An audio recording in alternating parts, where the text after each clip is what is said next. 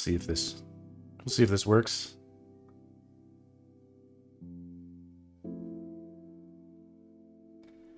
I like the piano. It feels a little distorted, just a little tiny bit distorted. Otherwise, it's perfect. But we'll see. It's a little muted in the output anyway. Anyway, hopefully nothing goes crazy. Yeah. Audio will continue to be the bane of my existence. All right, we have a small window to do some Zelda.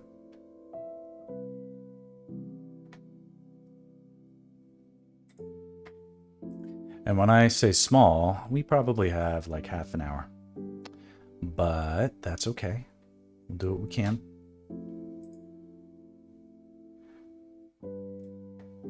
This is exciting because I have a booking today that is paying me to wait around right now.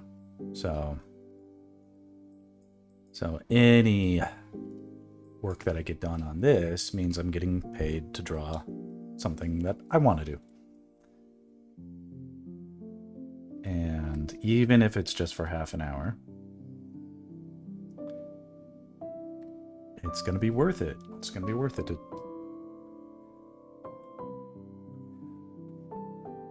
say I did it, or I tried, or I didn't let that opportunity go to waste.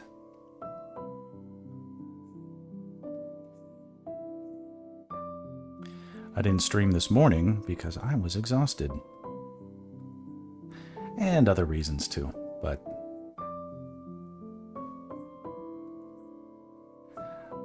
I think it's fair enough to say that I was just tired.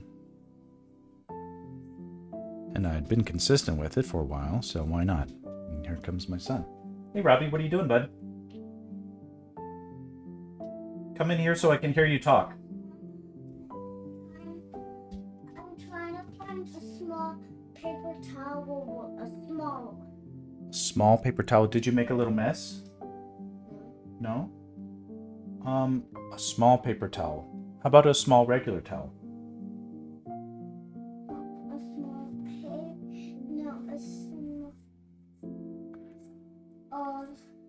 Toilet paper towel. Okay. Do you want to get one out of the bathroom then? Do you mean like a small paper towel tube? Yeah. The tube? Yeah, but no toilet paper. Okay. I know where one is.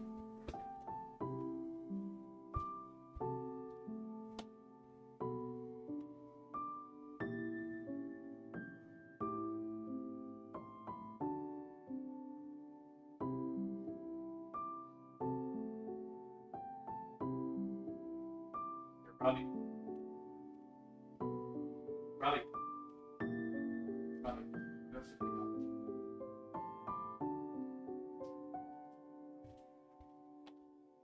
All right.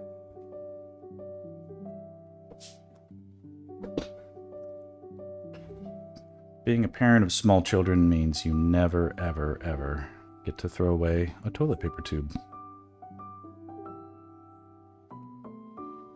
That stuff is like 2x4s for small children. Just infinitely useful.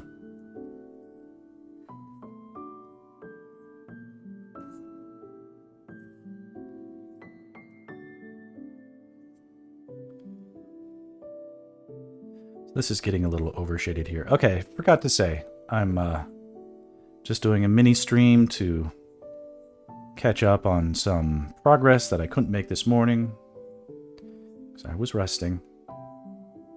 And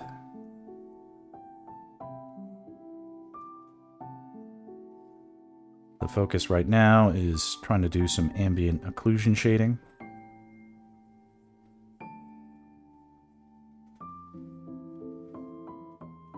And occlusion just means blockage, hidden from light. So wherever light is going to be hidden, it makes sense to show a progressive darkening.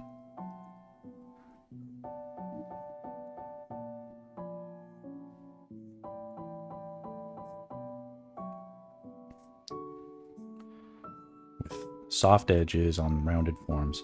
I'm going overboard here, getting too dark. But that's okay, because I probably won't.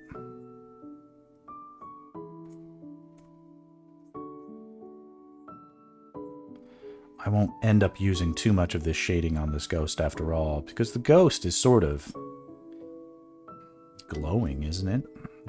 Isn't that what ghosts do? They sort of glow.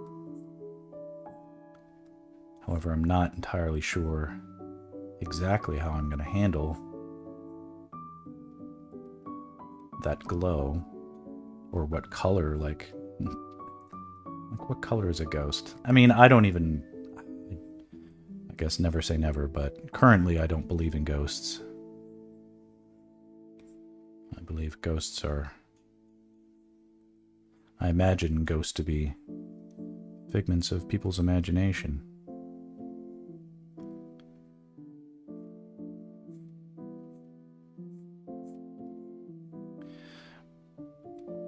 But if it could be shaded, how would I shade it? And so that's what we're doing here.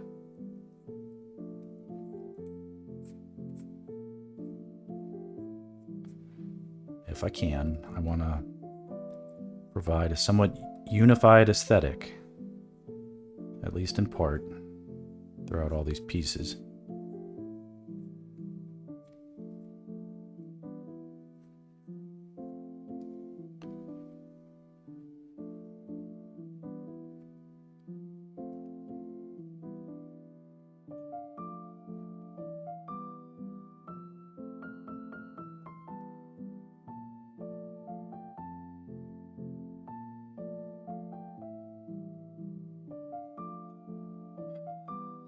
That guy on chat. Hello, how are you?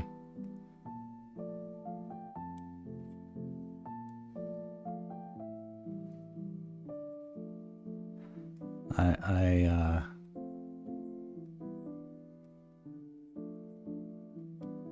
drawing Zelda. Are you a Zelda fan? Zelda stuff.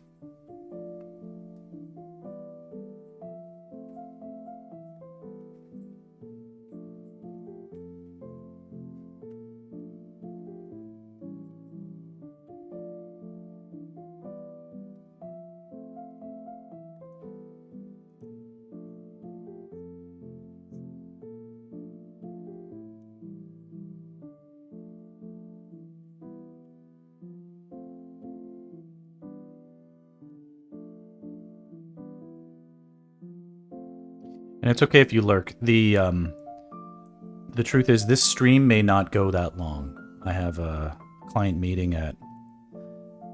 It's 10:30 right now. At 11, I've got a meeting on the books. But my theory is that that meeting will get pushed, as they say. And the reason I think it's going to get pushed...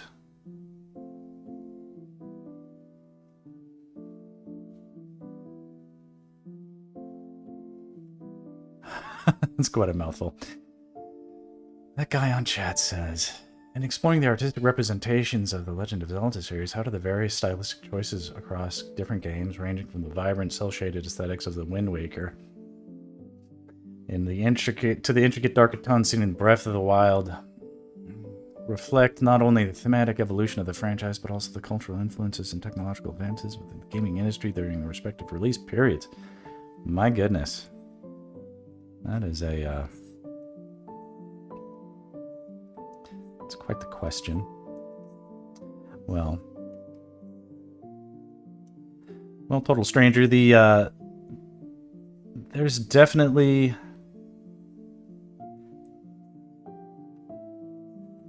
And I'm not a game dev, but each game in and of itself is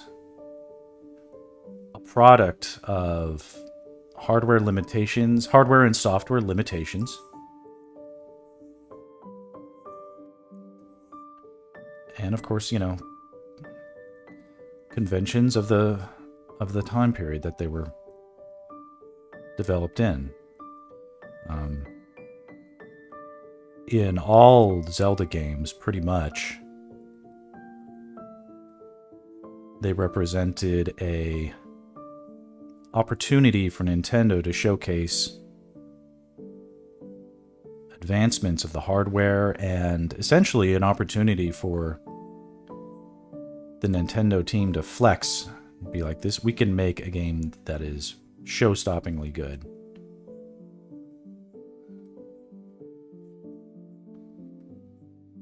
And I've enjoyed immensely almost every Zelda game that I've played. But I haven't played them all. And I'm not an expert on the modern series, like the Breath of the Wild, Tears of the Kingdom. I definitely haven't even played those. The last one I played, I played... For me, the Zelda of A Link to the Past is canon, so to speak. And all others are imitative. But yeah, I grew up in the Nintendo and Super Nintendo era.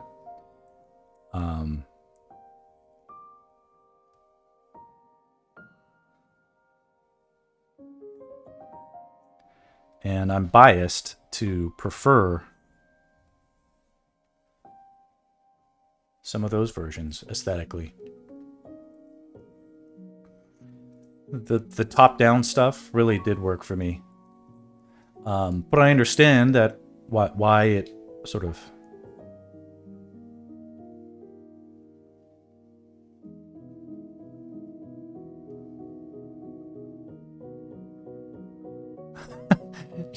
You sound like a chat bot.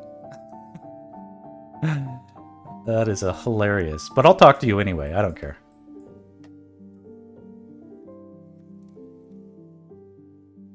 Hi, Uchi. There's that guy on chat who see, he's a bit body. I don't know. I mean, I think it's clever. I'll be quick to ban if Mr. Bot steps out of line, but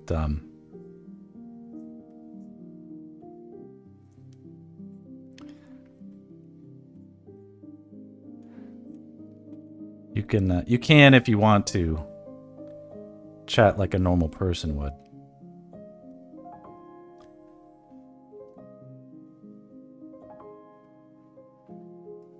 Yeah, it's I mean, he is sort of they. Oh no, guy. Okay, we can call Mr. Guy Chat a bot with his masculine terms, I suppose. Anyway, Uchi, this won't be a super long stream. I have a meeting at like 11 theoretically, but I think it's going to get pushed because the meeting is with like the head honcho.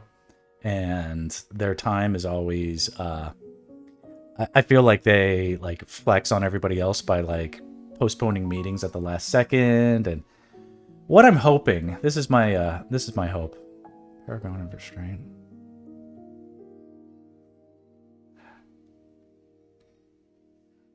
Without straying the tempestuous waters of excess. This is hilarious, but that is, yeah, no, it's a weird bot. So, bot person, come back a little less intense next time. I'm gonna time out that guy on chat.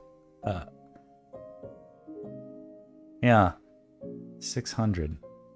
That's interesting. Mr. Bot, you must do better. You must do better.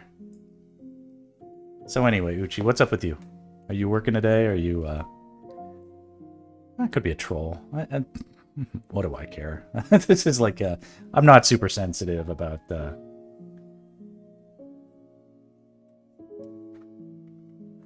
this stuff, but, so far so good. I didn't stream this morning. I've been very good about getting up super early, like at 4 a.m. and streaming. And I wanted to today, but here's a little peek into the drama of my life. Is like last night, me and my wife had it's just a tiny tiff because I was working too late, and or working too long. Like, hey, I have a normal job, I can work, right? And she was like, oh, can you put the kids to bed? And I'm like, I have a deadline and I can't. So you who have the day off today, you can do that because, you know, that is how we structure our week sometimes, is you take care of the kids on Wednesdays. And she didn't like it that I stood my ground, and I did not engage with, I didn't take the bait. So, but I knew she might take it personally if, after giving me the silent treatment all night, that I would give her the silent treatment in the morning doing the stream. And what I don't want is for my wife to become antagonized by my streaming habits. That will be a quick end to this whole project if she feels threatened by it. So it's a tiny, I can handle my wife. We've been together a long time, but I also know that if she felt that I was retreating to a stream in order to avoid conflict with her, that would be a thing. So instead of doing that, I just slept in the morning instead of getting up early and being productive on my stream. And it seemed to go well. And I think she's okay, and everything should be fine. I certainly didn't do anything other than work. And I didn't say anything I regret. I didn't do anything I regret. So that's, granted, I at times do take the bait and engage in conflict and stuff like that. But that's all part of the dance of love. Okay, let's find the next thing. Here we go. The ground that they're standing on needs to be shaded.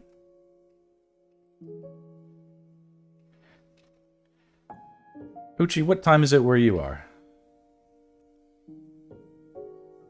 And thanks for joining. I would rather have one real human than like 10,000 bots, or 10 million bots. That is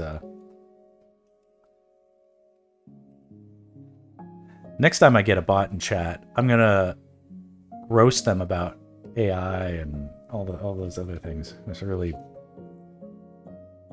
who knows? I don't know.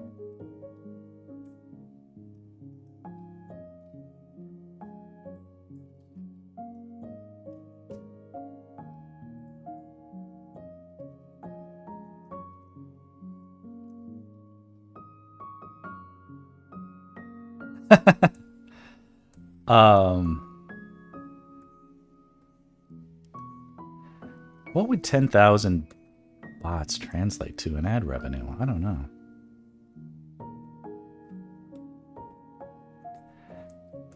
If ever I monetized, like, I have the option to turn on the monetization, and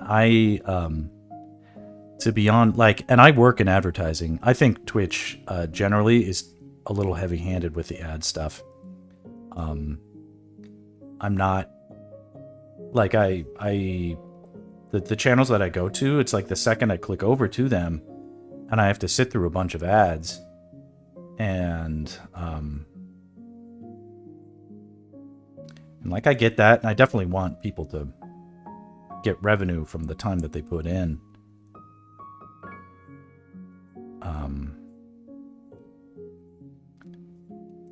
But I don't need that to be happening yet on my stream. If anything, I just prefer to grow organically. Some big streamers have almost half bot viewers. I wouldn't be surprised. There's a lot that is extremely shady about the advertising industry. And it's crazy because it's like no one has clean hands.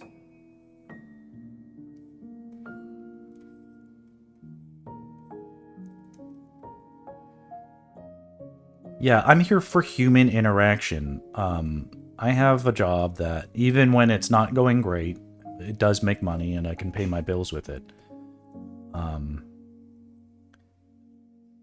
In doing this, I'm trying to find a better way to connect with other artists and people who are interested in seeing artistic techniques and or a peek behind the scenes, and more or less making a case for hiring humans instead of bots, be they generative AI or artistic bots or chat bots or whatever. Like, let's see the human stuff, please.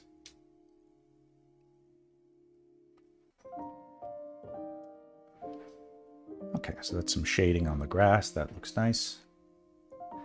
15 minutes. Let me just look over at the emails. Just make sure there's no updates. So far, no updates. Let's see here. Huh. Interesting. Yeah. So they say I have a 11 a.m. meeting, but I don't see it on my calendar.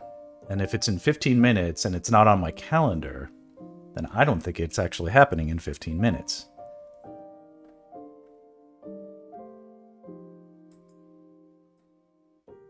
Yeah. Where's my calendar? It is not on my calendar. Oh, so Uchi, this is the golden opportunity for me to be working on this, but getting paid on that. And that client has tons of fucking money, so I don't care.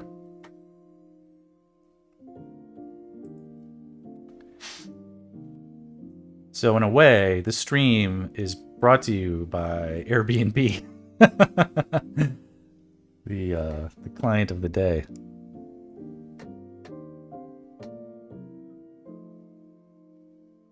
Literally, this stream is sponsored by Airbnb.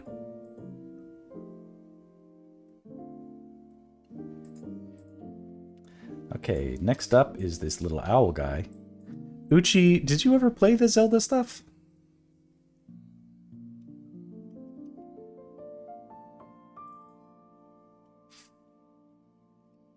You did, okay. Well, what, you know, it's like, I should interact with you a little bit about Zelda stuff. What's your favorite Zelda game? I'll go first. Mine is A Link to the Past. That game, like, lives rent-free in my head. It came out when I was in 4th grade. And like, I had the Nintendo Power Strategy Guide, and I managed to get all my friends at school to get into it too. And even some guys that were like, I'm a Sega guy. You know, I was just so obsessed with it that, like, I became viral. And somehow, because I was like a super nerdy guy, like I was not popular in my class, but my interest in it permeated everything, and it had its real day. Your first Zelda is the new one. So what? Tears of the Kingdom, Breath of the Wild, and they're making that new Princess Zelda game too.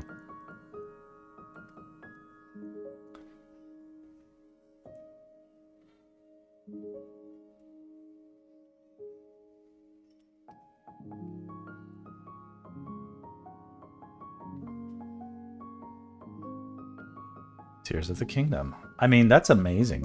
That's such a epic Zelda introduction. Now that game I haven't played, so you have some Zelda experience that I don't.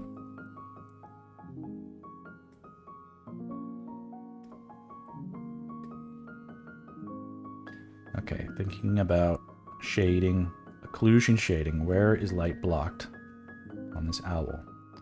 It's going to be blocked underneath the wings, underneath the body.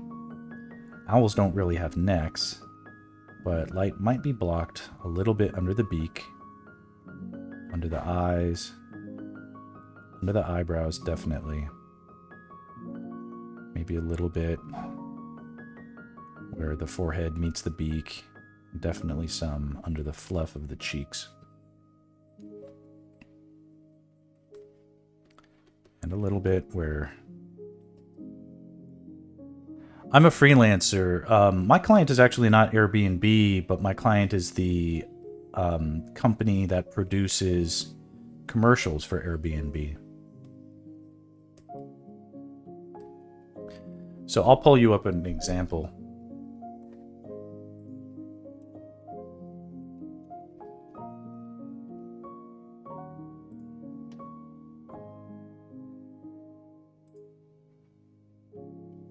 Let me pause the music.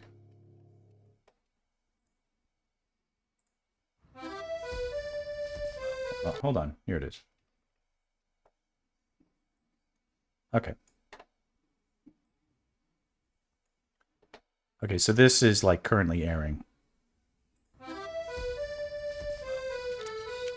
If it's always been a dream to go to Paris,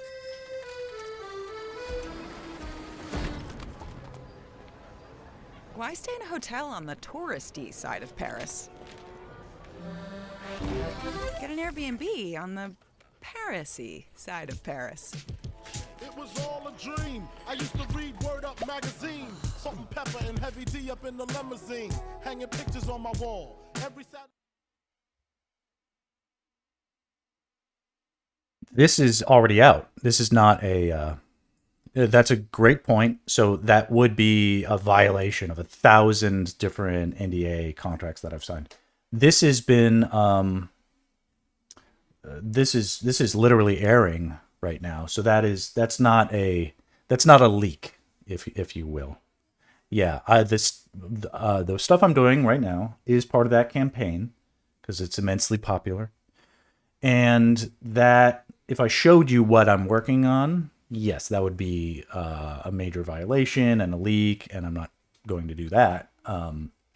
But that is the... I'm not sure if you watch TV or see Airbnb ads, but that is what that is. Yeah. So, and so you would say like that's part of a campaign because they have like a dozen basically commercials that are in that aesthetic. And that aesthetic is surprisingly tricky to keep fresh and to iterate creative nuance into. And because of that, they end up needing a lot of storyboards. So they have me booked out through the end of the month on just this project. So that's a considerable job for me to be on. But I've done many. In fact, I did storyboard parts of that commercial in the earlier stages, and maybe 3 other Airbnb spots besides that. So if you see a commercial for Airbnb anytime soon or in the recent past, there's a good chance that I worked on. Because I'm their favorite artist, because I'm amazing.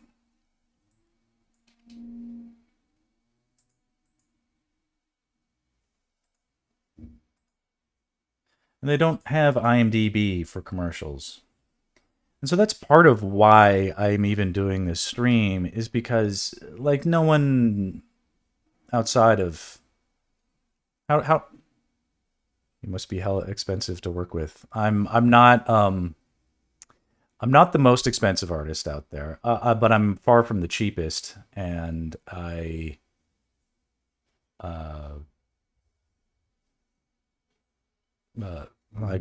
make a good point to be as good value for the money as I can be.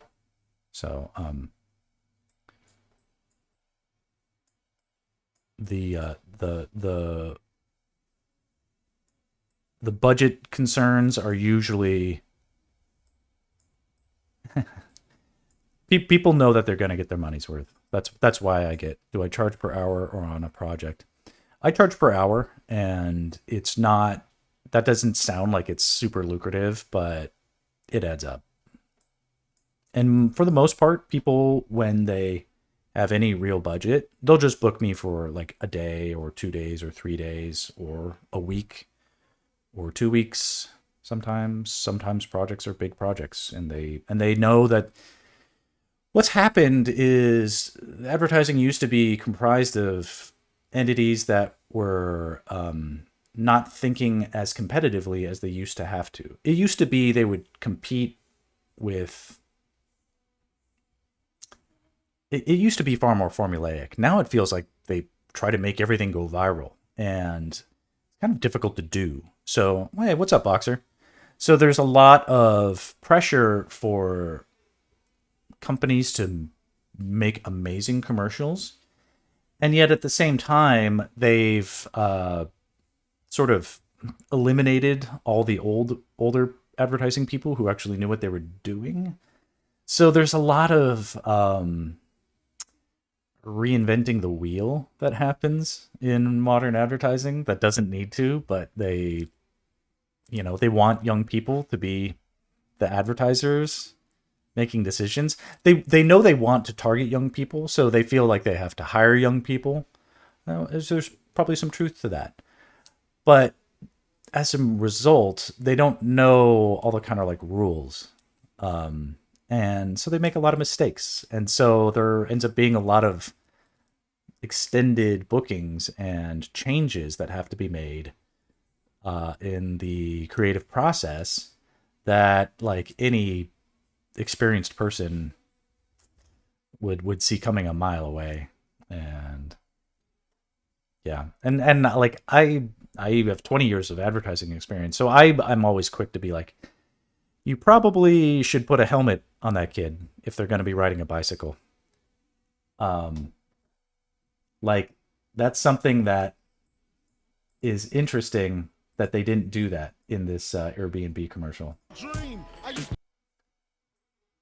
Like in America, like this takes place in Paris, but in America, if this took place in America and this was a real person, and this person didn't wear a...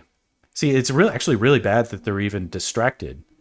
There's just all sorts of rules that, like, I'm really surprised some of this stuff got past the legal.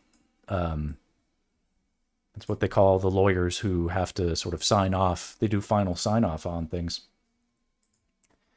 And it's interesting that and like I see stuff like that in an instant. That's like a huge part of my job is looking out for moments like that, where it's like, okay, well, if someone's on a skateboard, they not only need a helmet, they need elbow pads and knee pads too, and wrist guards.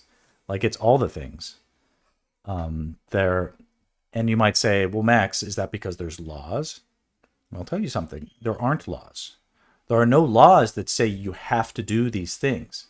Well, then why do they do them? Because the industry polices itself. Why does the industry police itself? Why would it censor itself?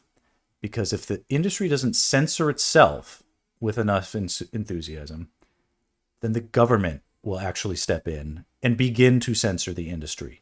And nobody wants that. Nobody actually wants the government to actually get involved in this stuff. So what we're seeing, and a lot of this is sort of like because the internet, because things are new, there is a lot of like really probing, like where is the line with like what is acceptable to show in a commercial.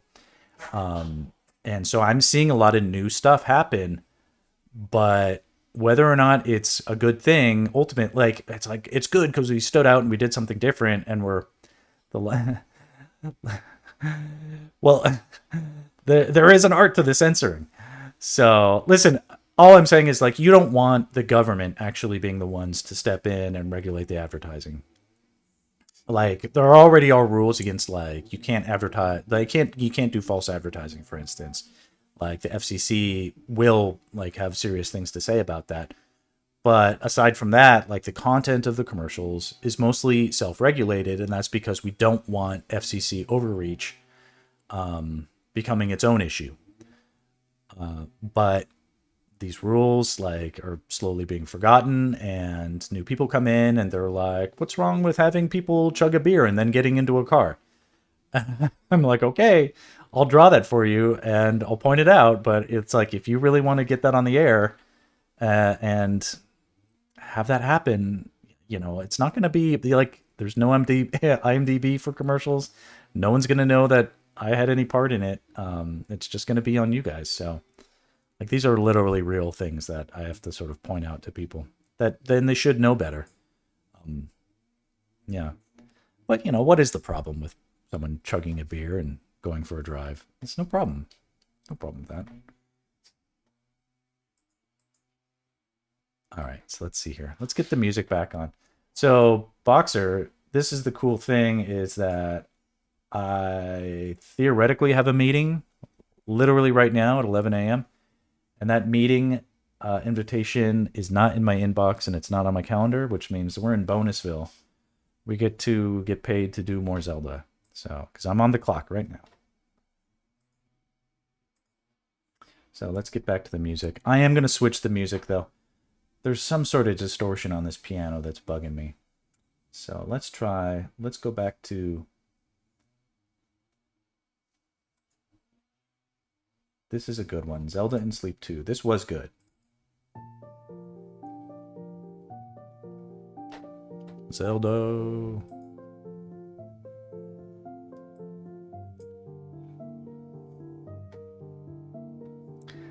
This one has a little distortion too, but I don't think it's that audible for the audience, so...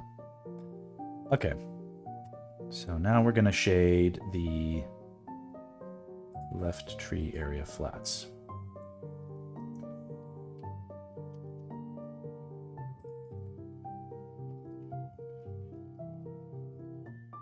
Right now, I've only got one of my earpods in. The other one's open so that I can hear my son making huge messes in the kitchen. His preschool is closed for 2 weeks. I guess it's their version of summer break. And it's torture for me, because everything he does in there, I'm going to have to clean up.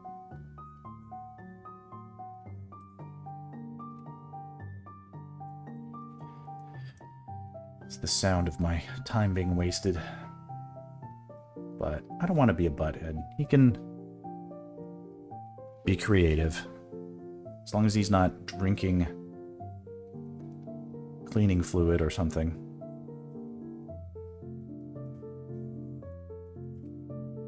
He'll be fine. Cleanups are part of life.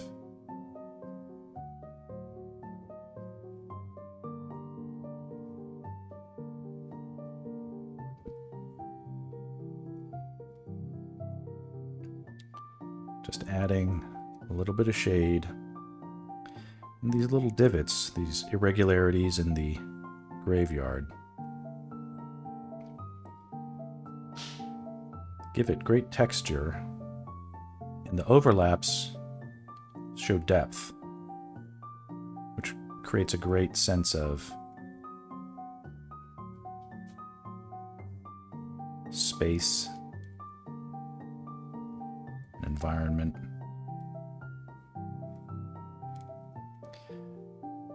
I'm drawing on a giant Wacom screen. I wonder if I can actually... I might be able to do this without too much pain. Oh, I remember it being difficult to get in there, so I don't want to mess it up too much. But I'll do a, you know... One day I'll show. The computer drawing tablet I'm drawing on is literally this wide, if not wider. So it's like a drafting table. Like see where my hands are? Like it goes. It's all this space.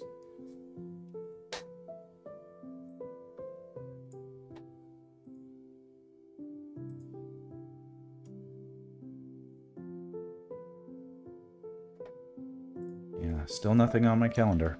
Cool. I'm gonna have to keep half an eye on what's happening on this screen because I got my email notifications on. But no, I find drawing on an iPad to be problematic professionally. It's a little too small to be ergonomically advantageous. If you draw for like 20 minutes or something like that, it's totally fine.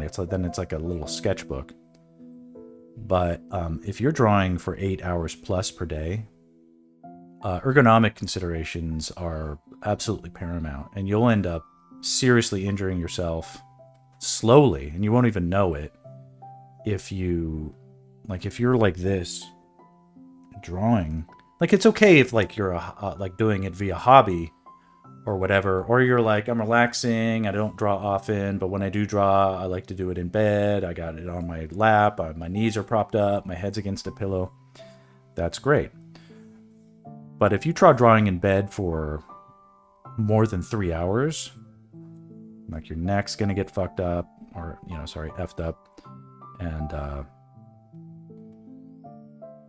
and you might not even necessarily know that it was the drawing that did it. You might think it was something else. Now that said, if you are like an active, like athletic person, you exercise regularly, you go to the gym, you stretch, you do your yoga and stuff like that, you can totally mitigate bad drawing postures, I think. And everybody's different. Like I'm very clenchy, and my body is naturally very stiff.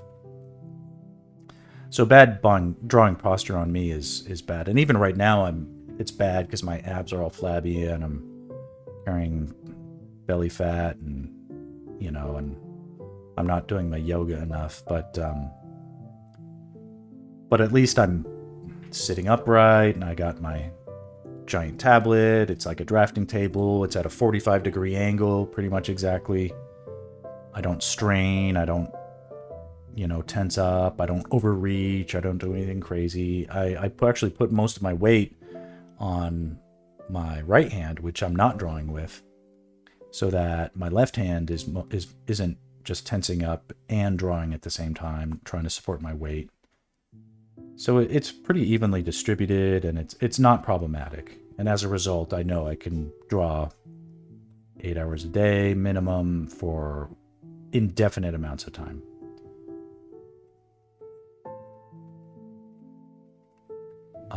Most guys my age who are professionals, by now, if they've been doing it as long as I have completely brutalized their bodies, and they're not even aware of what they've done wrong.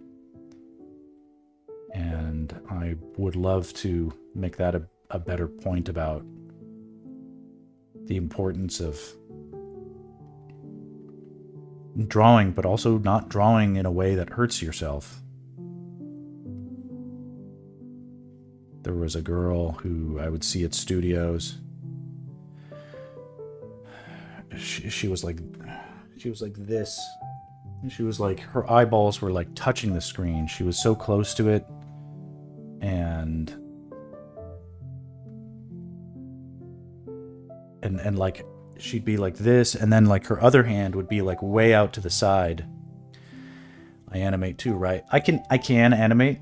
I'm a classically trained animator.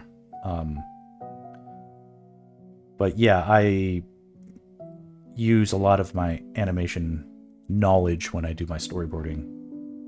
That's part of why I tend to be busy, and why I tend to be booked on like the Airbnb project. That is that's CG animated, of course. So artists that understand animation, because a lot of storyboard artists, they're professional storyboard artists, but they storyboard for live action or whatever. They don't really get animation. And a lot of animation storyboard artists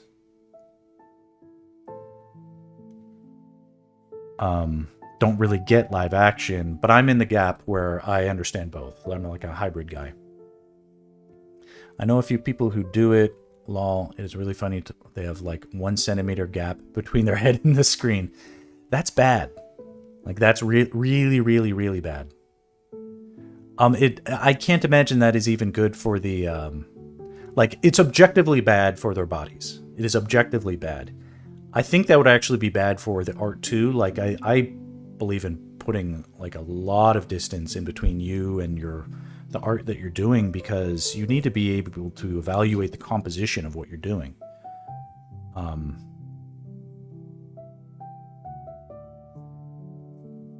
And you can't see the composition if it's like right up like that. You're too immersed in it. You have to objectively evaluate your art as you're doing it.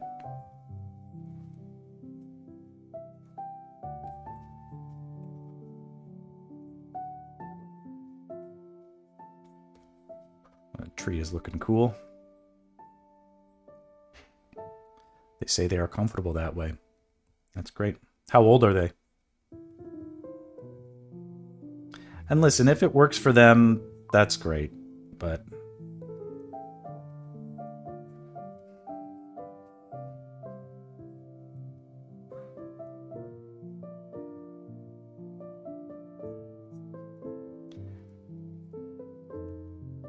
the people, it's just funny because like they'll be like, oh yeah, you know, my way is this, and I'll be like, okay, cool, and they're like, wow, that's crazy, you draw with that posture, I do it this way, and I'm like, yeah, and then I'll ask them questions, and it turns out like they work like 1 day a week or whatever, they're barely scraping by, they don't have a lot of bookings, and it's like, okay, that makes sense why you can draw that way, is because you're barely doing it at all. And 25 to 30. We'll see. When they get to like 40, 45, it might... like if their careers are taking off, they're busy like that, and they keep drawing that way, there can be cumulative effects. Cumulative effects. It doesn't happen overnight. But, you know, on the other hand, if they're super petite, skinny, like you can get away with so much when you're just tiny. Like you're not gonna, you know, some of that stuff could be just old in terms of like my friends who are struggling. They could be like old football injuries that are just getting aggravated over time.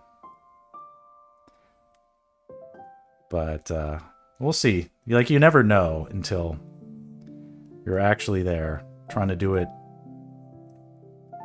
as an old, you know, if people want to ignore my advice, and that's the other thing is like everybody ignores my advice. So it's a little frustrating, but it's like, come on. It's like, I do all this. I put myself out there, I demonstrate my skills, I show all my materials and all these things, and people are like, oh yeah, that's great. Not for me though. And I'm like, okay, cool. No biggie.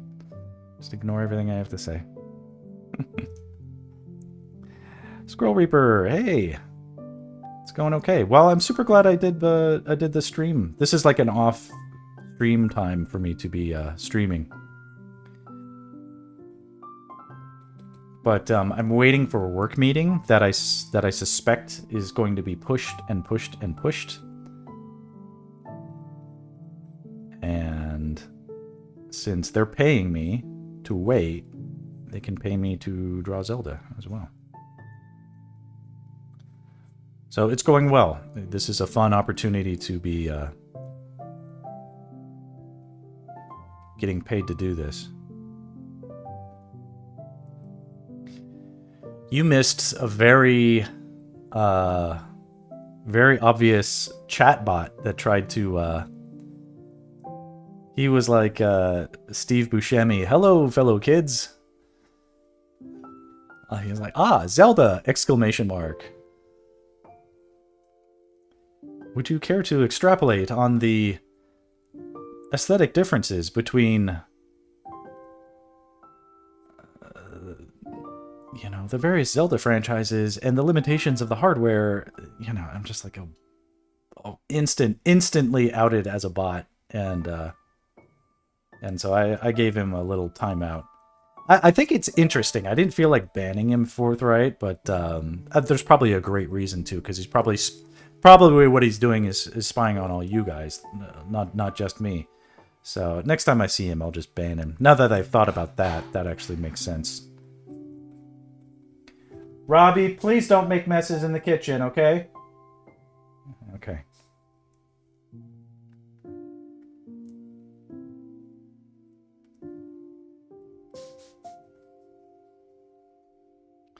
I told him not to get into the baking supplies in the kitchen, and he promised he wouldn't. And then I went in there later, and he was literally on the counter spooning white granulated sugar into his mouth. Saying he's hungry. And mind you, I already fed him many times today. He's not like a hungry child. He's just into his sugar.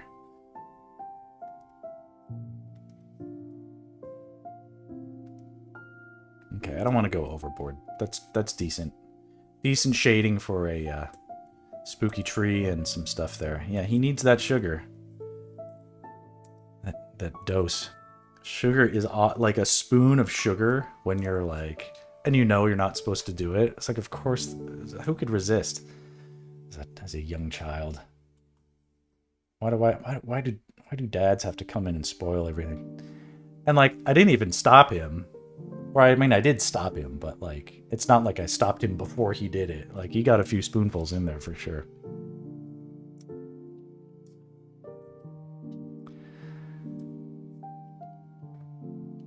Okay, so that looks good.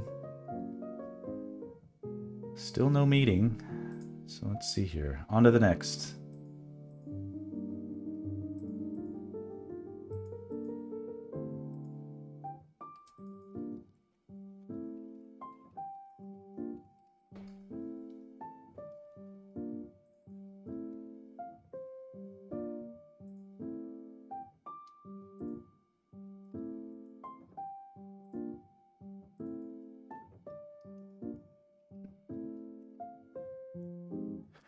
We were talking about artist postures. Uchi was curious about the drawing tablet setup that I have, and I was explaining that I don't draw on an iPad. I draw on like one of the biggest tablets you can buy. It's a 24-inch Cintiq. It's probably 6-7 years old at this point, but it's still a good machine. And the iPad is a very good digital drawing pad, but I can't take it seriously as a professional device because the ergonomics are prohibitive. It will, because of its small size, contribute to injury. Like, it is very difficult to draw ergonomically on a small surface for long periods of time. And I get paid to draw for like 8 hours straight, practically. So that is possible, very much so, on like a more ergonomic device like the large Cintiq that I use, because it's shaped and angled like a drafting table. And then an iPad by itself, which is what most people are using who are getting into digital art, that's good. I think in short bursts. Over a long period of time, it could be problematic. These are new devices. Like, we'll see, I guess. But Wacom's are expensive. It's pronounced Wacom. I don't know why I read it as Wacom when you spelled it out. Wacom's are expensive. This one was probably something like $2,700 just for the... and it's just a monitor that I can draw on. I feel like a good way to finding out a taste of injuries is to get into piano without hand training placement. Okay. I have a 24-inch or something way on Canva. Okay, very good. It was like $500. Okay, yeah. The Wacom tablets are overpriced. They are definitely overpriced. But I do this professionally, and I feel like I happen to know that they are well made, generally. There are exceptions, of course. But I've made like the amount of money I've made on Wacom tablets justifies their expense. And but that said, I've never used a Hoyon or what is it, a Zens or a... There are cool alternatives now, and I've been intrigued to try them. I just never have. I have an iPad. I have tried that. I don't like it. I don't like it for drawing. I just don't. But others swear by them, and that's good. That's good for them. Okay, here we go. Shade this gargoyle.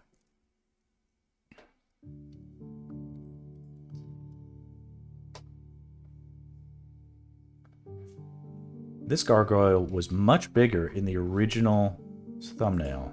You could see it there. And I don't mind it being I don't mind it in this sketch looking like this. But then, as things developed, I think too much importance was made of it.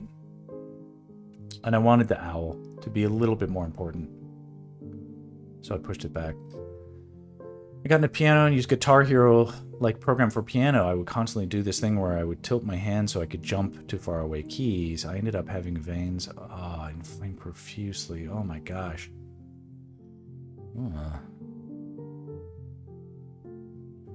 The Guitar Hero program for piano sounds interesting. I wonder... Huh. I wonder how you were moving your hand. Synesthesia. Huh, that's cool. I took some piano. I have good piano hands, as my teacher would say. But like, I was an artist. Like, why is my mom making me take piano? Oh my god, I hated it. I hated it, but I was good at it. So I never practiced it, but I was like decent at it. So, you know, I don't know. There was slow progression as a person who was not interested in it, but you got to want to do what you're doing, right, in order to get better at it.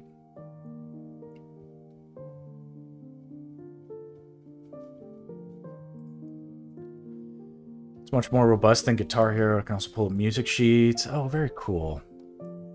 Well, maybe you like the piano music I'm playing too. I certainly like piano, and piano as an instrument definitely made sense. Like, I could make sense of, like, okay, that's that key. Every key corresponds to, like, and it's all laid out like it felt very, like, mathematically things made sense, and I didn't have any problem transposing I could read the music fine without much trouble and see how it translated to the piano keys. That really wasn't an issue at all. It was just I didn't want to do what my mom was forcing me to do. Like, oh my god, piano lessons.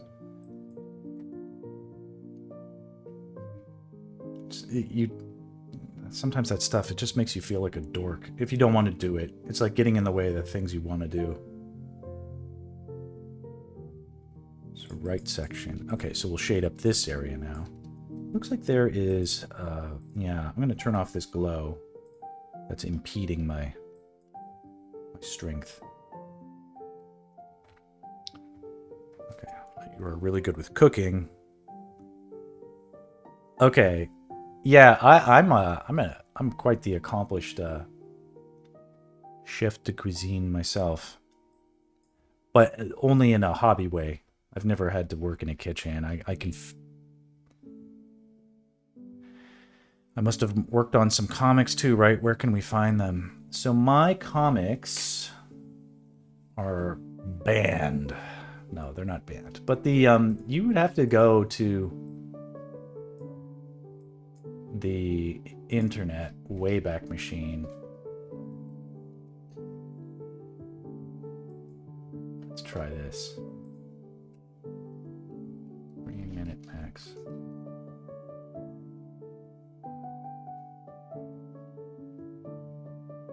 So, looks like this can work. Now, these are a little cringe, these comics.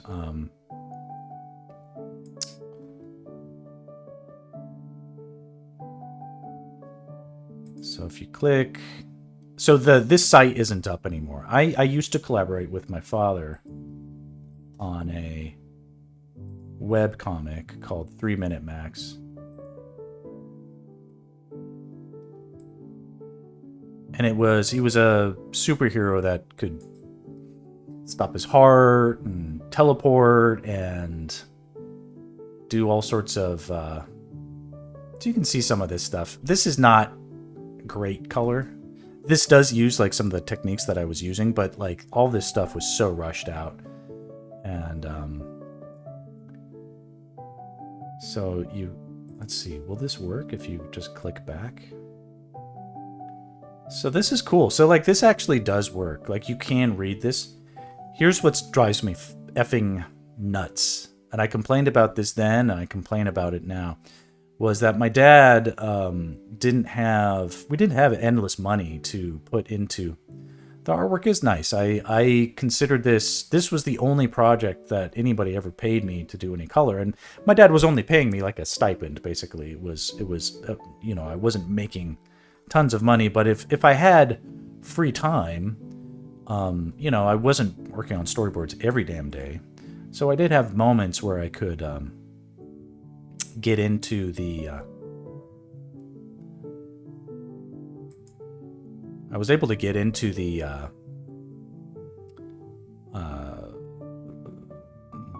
get into at least doing a little bit of some of the color stuff that I was talking about on at least these cool projects, or like this side project.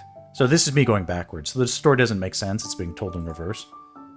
I got off on a tangent. There was a serious issue because I was drawing these things at incredibly high very high resolution.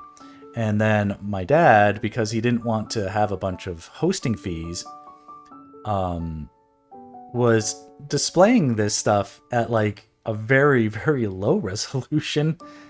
So as a result, like it probably looks fine on the stream, but this is driving me nuts because the artwork for this is so interesting. And so trigger warning, this is the whole point of this was to make like the most violent 80s violence, 80s action, like 1980s like violent type action inspired comic aesthetic we could. And so he was writing it and I was drawing it, but there is obscene amounts of gore in some of these things, like people getting their heads blown off, people literally getting run over, people literally getting thrown out of windows. Here's a guy on crutches getting run over by some stolen trucks. And it was also not very PC. Like, these are random bad guys dressed up like terrorists, even though they're not terrorists.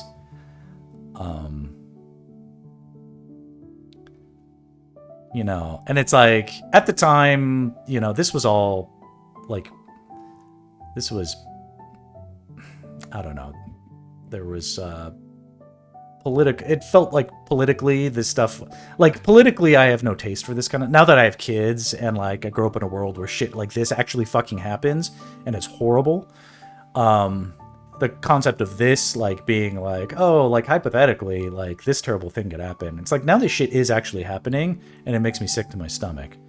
Like, I don't want to grow up in a place. Unfortunately, we are now in a world where political assassination attempts and, people bombing hospitals and or, false flags and all that. Like, all these themes that are happening in real life are also are like predicted and taking place in this comic book. And like science run amok and literally evil people. So like here's a bunch of like nitro explosions happening and just stepping back more and more and more in these things. And it's not loading fast, obviously, because we have the Wayback Machine to curate this stuff. Is this going to load? Let's see. But it looks like it's done a good job of actually, some hot chicks in here too. I definitely, you can see that even though I wasn't paid much for it, like I was paid fine in terms of like comics paid like nothing, right? So the fact that my dad had any budget for it at all, what made it possible. And I really wanted to, flex some attempts at like a color aesthetic. But it had its issues, and ultimately hosting it for free when see, what happened is my daughter got sick. She was she had a very serious cancer diagnosis that forced us to let's see, when was this? So this is, yeah, that's funny. So this page I drew in like 2017. This is before she was sick. So I only got, once my daughter got sick, and my daughter's fine now. Knock on wood, she is fine.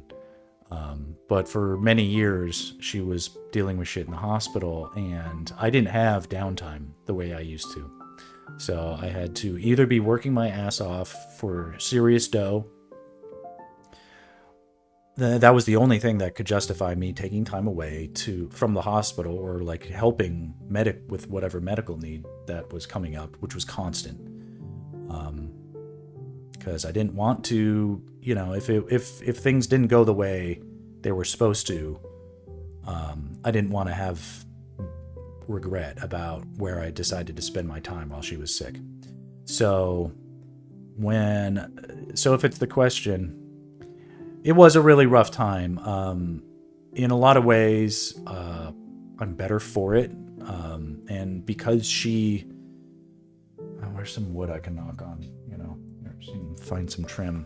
I'm not a superstitious person except about this stuff.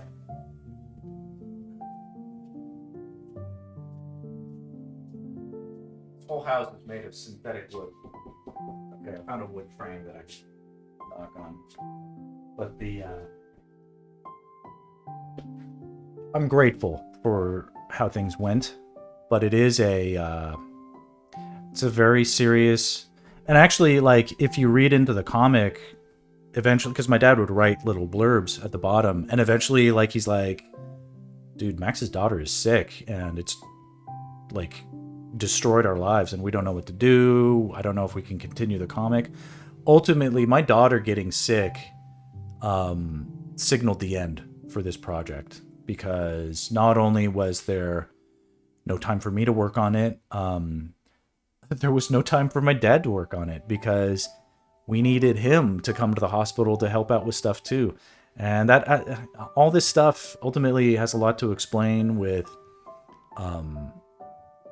you know, the trajectory of my career, and why I had to double down on taking it even more seriously than I was, and why has a lot to do with why I'm even doing this, because the reason I was able to survive, my family was able to sustain and survive, like, the whole thing, because my wife, who is a professional and has a good job, she had to walk away from her job in order to care for my daughter in the hospital. And so this is like a nightmare scenario as an artist, where it's like, my daughter's sick, it's like my wife and my daughter are kidnapped from me. Now they live in a hospital, while she had stage 4 cancer, like, as a baby. So that was crazy for us to find out and deal with. So we had, like, everything was changed at that point. And at the same time, I still had to pay for everything that, like, kept our normal lives going. Like, we had a mortgage and all the utilities, and we live in LA where things are expensive. And I'm like, how am I going to support my family when we're down half an income? And the only way I got through it was by being socially adept with social media. We started a GoFund, like, my sister-in-law started a GoFundMe. I had to keep that up, post updates, basically write inspirational and emotional things that kept donations coming in, because I had to replace my wife's income, which was not insignificant, via donations from social media. And there were 1,000 other considerations that forced me to not only do those things, but also work as much of a full-time job as I could. I got about 3 hours of sleep a night. I would get home around 9 p.m. I'd eat and do some exercises, then pass out, then wake up at 5 a.m. so that I could get to the hospital before they shut the doors, because they don't let you come late into the bone marrow transplant ward of the fucking hospital, where my daughter and wife were held prisoner, essentially. There I could see them for a little bit before I had to get back into my car and drive to my client's place in Santa Monica and work there as long as I could, because I was paid hourly. And all my clients were super supportive. But it's like, you have to understand, the reason they were supportive is because they needed me, because I was very good at doing what they needed for their projects. And so this is ultimately like the purpose of this is, I don't know who it's going to help, but theoretically someone at some point might pick up some of these tips and these tricks that I'm putting down, and it could save their ass someday, because the more useful you are as an artist, the more likelihood that you can survive and endure through a really crazy fucking life event that is impossible to predict. And it was like an incredible, thanks Uchi. It changed me, because I used to be very cynical. I used to think nobody cared about my contributions and stuff like that. Eventually I understood that it's like, no, they do care, and they do care, but part of the reason that they care is because I'm invaluable to them as an artist. Like, I wasn't replaceable. There was like, I wasn't replaceable. Also, like, I did my best to like really service other, like, it wasn't just about the art that I put in. Like, I was really trying to be a good influence on other people at these studios where I could be. Yeah, I was. It was like that. It was there was unreproachable. There was the Squirrel Reaper wrote be undeniable, and it was like that. It was like uncontested in my value. But of course, none of that came into. Well, it's like, it's one thing for people to say that, like, oh, you're so valuable to us. But then when you are like, I literally, like, once my family was in that situation, I was like, no one's going to hire me, because I can't, like, I'm a walking liability. Like, they hire me for a day, I might have to leave at any moment because there's a hospital emergency, and that stuff happened all the time. Well, I figured I wasn't going to be worth anything, but people, it was insane. It was if they wanted more of me as a result of what was happening. And, you know, and I didn't let the opportunity go to waste. Like, it weirdly, like, and it's probably because I'm a workaholic, but like, I was like, I'm gonna fucking draw my ass off. It's the only thing I know how to do that might help my situation, because as much as I want to, I don't have healing powers. I can't heal my daughter for her. I can't do anything. It's about, the only thing I can do is make money as best I can, so that when financial, like, terribleness happens, which was constantly dealing with huge bills, or constantly dealing with like huge whatevers, you know, just parking at the hospital alone was like $50 a week. You know, it's insane. So it's like, you know, and like my wife, like, she didn't cook. Like, you can't, you're in a hospital. I had to bring her, I would go to studios, and they would have leftover food, and I would put it in a to-go container so I could bring it to my wife later on for dinner, so that she didn't have to spend $5. Like, we were scrimping pennies like that, so she didn't have to spend $5 on a hospital meal, because they don't give the adults free food in the hospital. The kids, who are the patients, they get free food, but not the adults. They don't get free fucking food. So it's like, it was insane. So yeah, it's horrible. Just basically, so, and here's another thing I learned, because I used to be like, well, you know, whatever, people, you know, if they get sick, it's like, well, that's probably, you know, part of their fault. Like, you know, they should take better care of themselves. Now that I understand that, like, fucking, like, innocent babies can get stage 4 cancer, it's not their fucking fault. It's like, now I understand. Now that it's happened to me, I am like, yeah, we need fucking socialized. I don't care if it's imperfect healthcare. We can't really expect sick people to work in order to have that. Like, let me just tell you, sick people can't work, and then if sick children happen, then what you have is a sick child and a sick adult. basically, it's like everybody gets cancer when their child has cancer. It's like there's nothing. It's literally like 3 people that have to go to the hospital at that point. It's a terrible system, and I had to do things like I had to join the Storyboard Artists Union, which basically is a gatekeeper for the film and television industry and whatnot. I was able to get into that and receive benefits through that. Again, that was a tribute to, like, you can't, let me just tell you something. You can't just waltz into, like, the art directors union if you don't know what you're fucking doing, if you don't have skill. Now, the fact that I was able to just do that was a tribute to where I was at skill-wise and the usefulness that my clients, where I was at with my clients. But, like, if you, this is a reason to take this seriously. Like, if you really want to, like, have some stability that can withstand crazy shit happening in your life, like, do yourself a favor, pay attention to the fundamentals, learn these tricks, like be the best fucking artist you can. It was insane. It was insane. The Uchi here, just because it's only because it's this is a big part of the reality of the fabric of my life. Go fund me. Here we go. No, I don't need to sign in.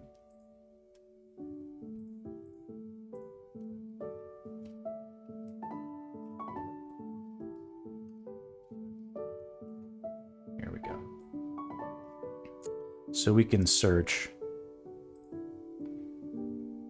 for, here we go.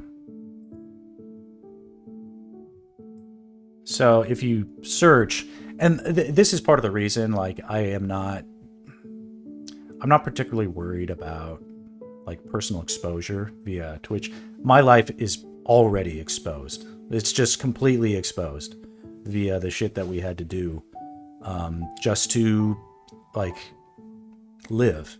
I had to it's not as complicated as, like, oh, I've already totally doxed myself or whatever, but, like, my life during that time was an open book, and it had to be because of it was a sort of a tacit exchange with how you get people to come to your side. Is you need to be vulnerable, and you can't be protective and expect help from people.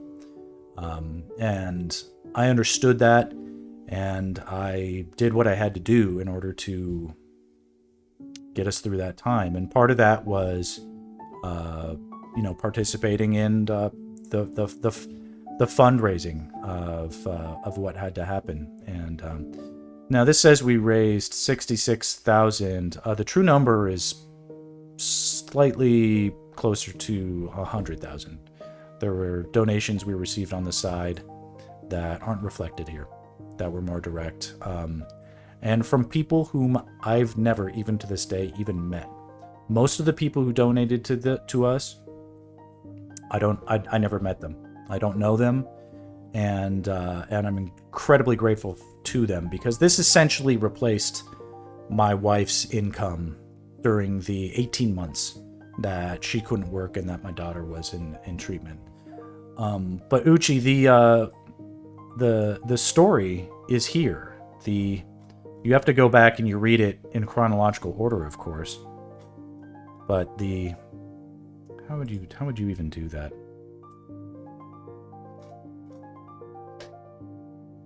Makes me wonder, like, updates. How do you see more updates? There's got to be a way. See older updates. Yeah. You can scan back further and further. Yeah, it's a tiny little blurb at the bottom. See older updates. But if you go back, you'll just see the entire thing.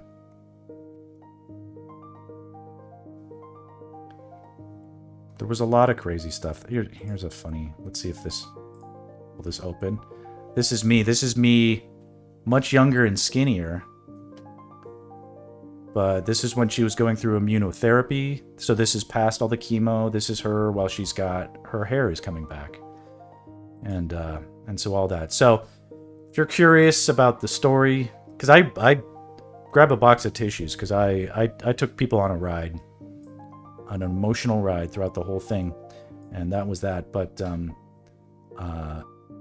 it's part of the lore. It's part of the lore of Max. So that's that. Squirrel Reaper says, yeah, that's one reason I want to make money now. I want to be prepared for unknown events. It's crazy because we were prepared for almost anything. We were all insured. It's not like we didn't have insurance. The problem is you can get insurance, but if your insurance is tied to your employer and you're too sick to work, or you have to walk away from your job, in my wife's case, in order to take care of a sick child, then the insurance that you get through an employer isn't fucking worth anything, is it? You know? So that's bullshit. Yeah. So anyway, having cash and or this is honestly more important, having real human connections with real people whom you can trust is important. Oh, I didn't take anything as a slight. I just meant I have nothing right now. My mentor wanted me to continue refining very small details, and I didn't deny it. But I asked him how to show me the texturing and rendering process. I'll come back and fix the mistakes because I need to have my portfolio MVP ready. It's important to focus on improvement, I think. I'm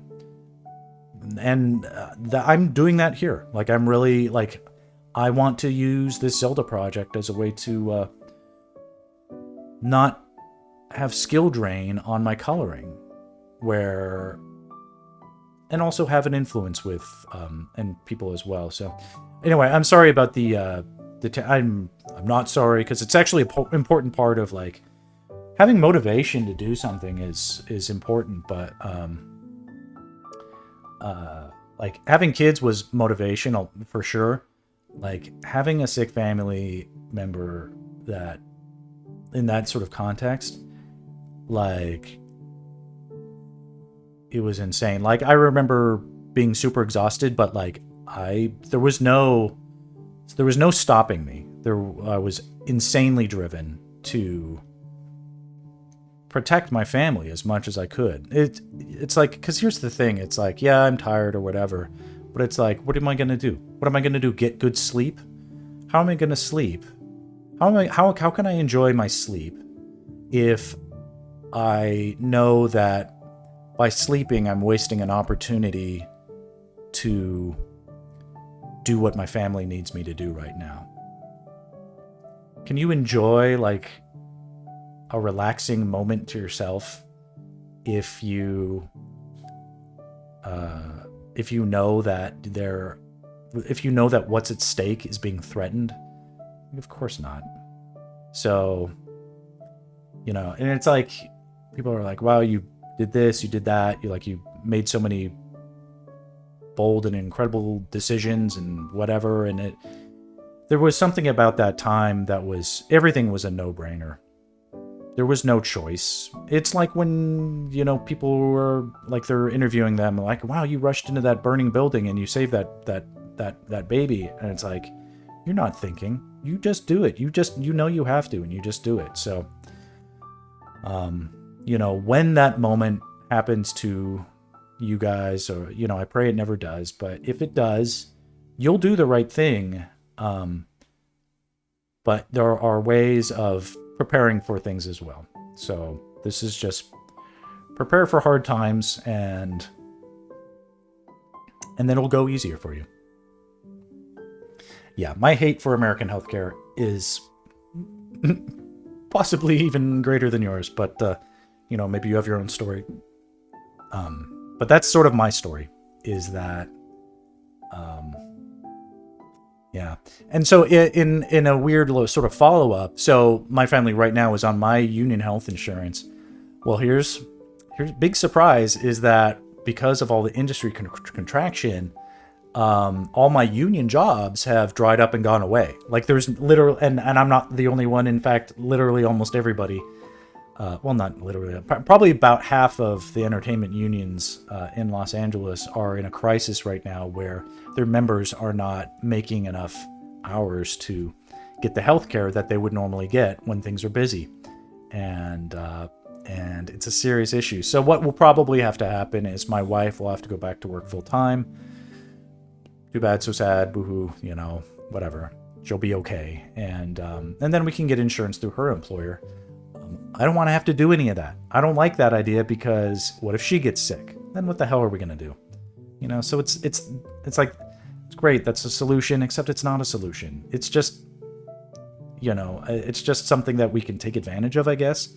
But what about everybody fucking else? You know, half my storyboard artist friends, their wives don't work, you know, or they're just you know, they work at being a stay-at-home mom, and that, and then when they don't have the opportunity to, it's just the opportunities just aren't there to provide for their families, and it's a really stressful situation. So, anyway, blah blah blah.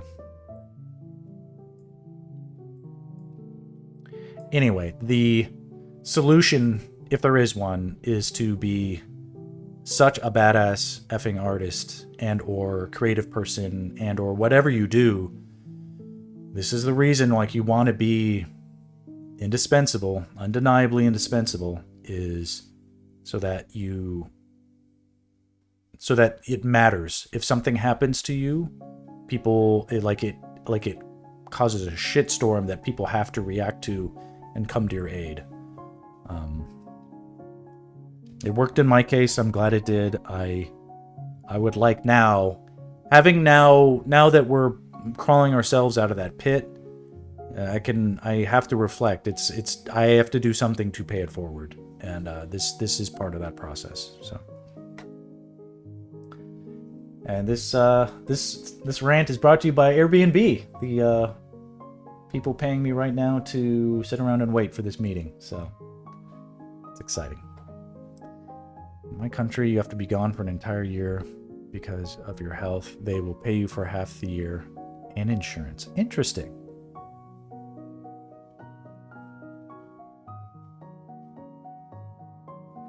Is your country something you'd like to specify?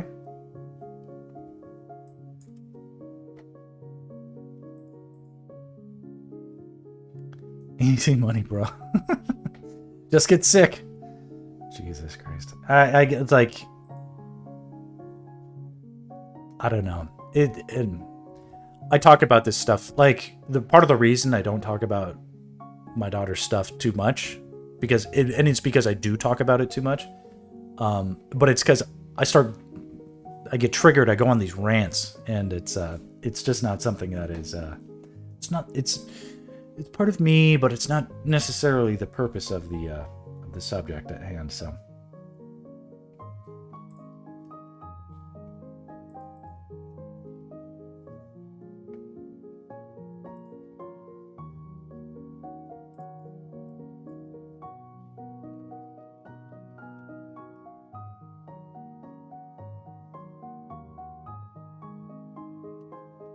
Okay, here we go.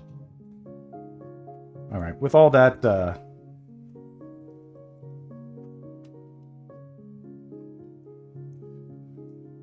silliness said, let's keep going.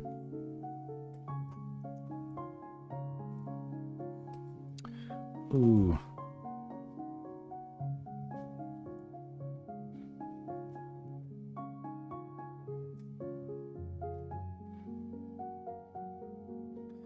I'm running into a small... wonder if it's that. Ah, okay. That's okay. Good, okay. There was an error happening there where my cursor,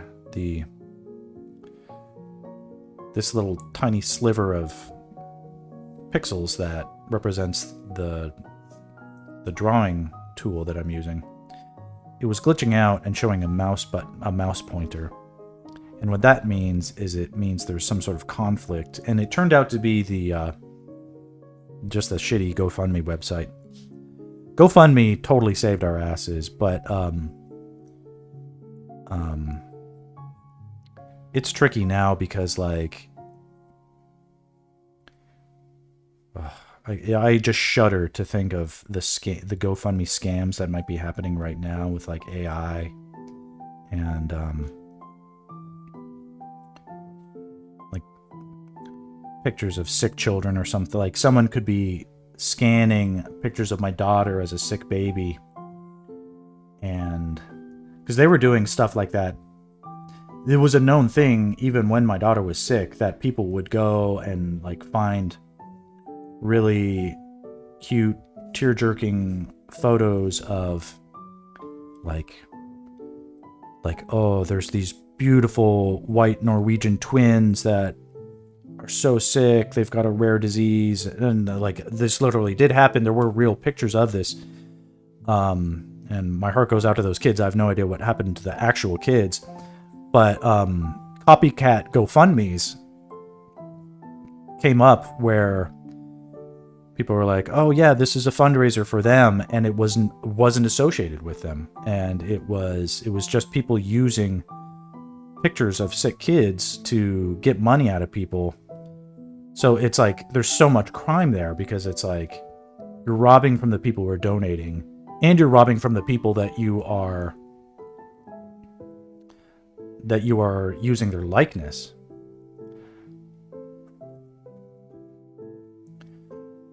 Netherlands have good healthcare incentives. It's the same for pregnant women. Okay.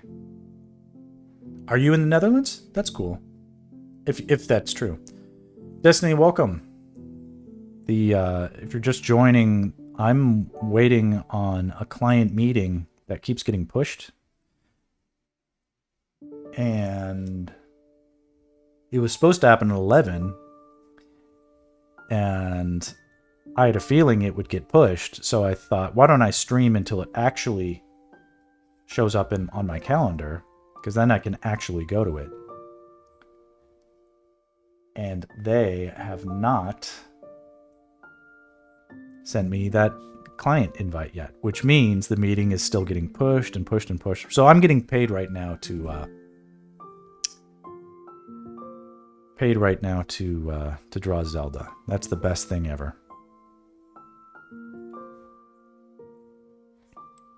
I'm just working on the shading for this scene. And I think you missed a couple of rants. I was ranting about the healthcare system in regards to my kid and, frankly, everybody's kid.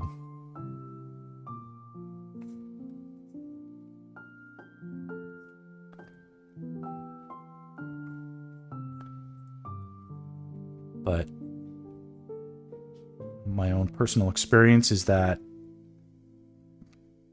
being a go-to and indispensable artist was pivotal in my family getting through the crazy stuff that happened when my daughter got sick. And so,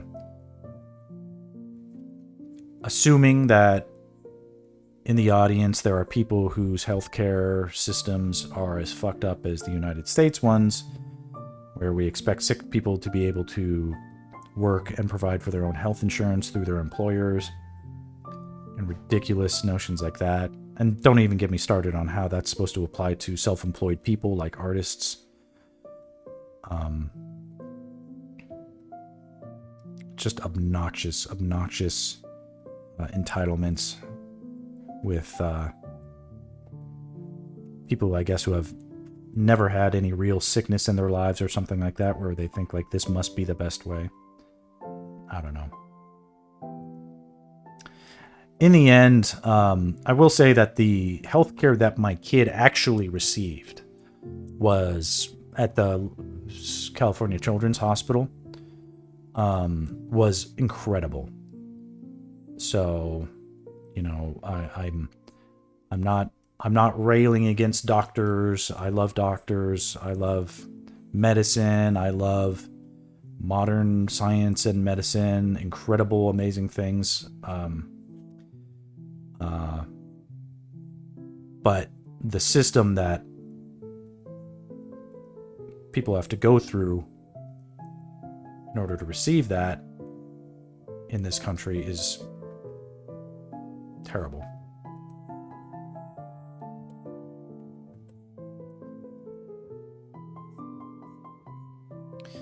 Right, in Russia, if you were working for a public service and you want to go for another, they will pay you full salary for 6 months and like 10% or something until you get a new job. That's interesting. A lot of social safety nets outside of the United States.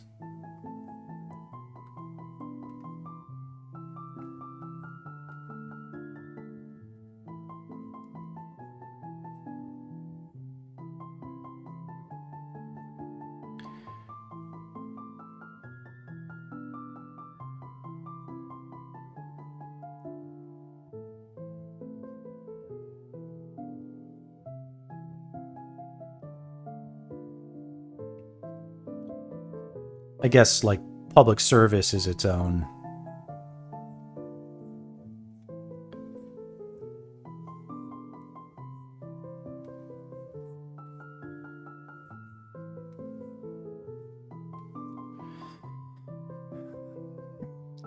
It's interesting, like, in the United States, they do... It's weird because the government gives itself all these hands up, but it doesn't extend that to its own to their own citizens. And I guess there's variations, like, depending on where you live. There are states that just basically put everybody on health insurance, but California is not exactly like that. No, now that's to say that, like, my daughter was always going to have medical treatment, whether or not we could afford it. The sticker price, by the way, because I know this number, the sticker price for 18 months of, let's see here, chemo, surgery, immunotherapy, radiation, and hospital stays was $2.6 million.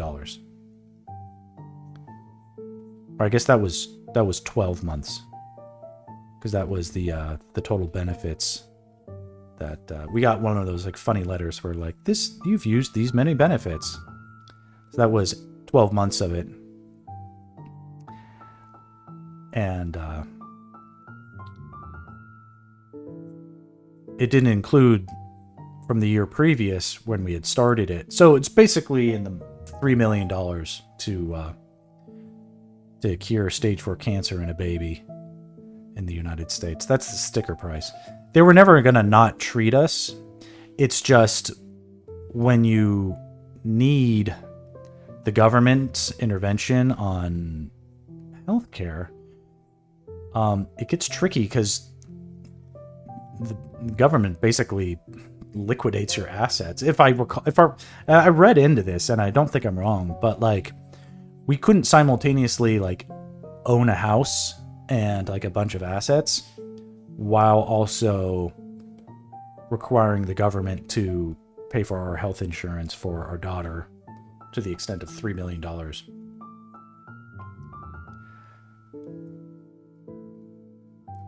Yeah, that makes sense to have free, like, if you want, like, special treatment with your healthcare, like, you're like, I don't want to wait in line and whatever, so I've got private health insurance. Like, even in socialized countries, like, that is a common enough thing.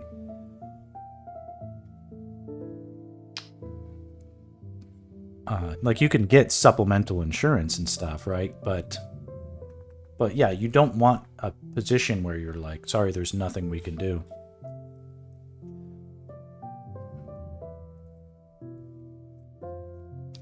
Yeah, but I have to say, I didn't do it alone. Like, my brother Boxer flew down to help us out for a while, just with, like, logistical stuff. And, you know, I was lucky that I grew up in LA, so I had my parents nearby, where now my mom was kind of useless because she was just so emotional about it all. But my father, who was a very strong and Well, that's how we got on this whole tangent in the first place. We were talking about my comic and why I don't do it anymore, and it's because my daughter got sick, and it was a huge time suck for understandable reasons. Anyway, that's yeah, I did not do it alone.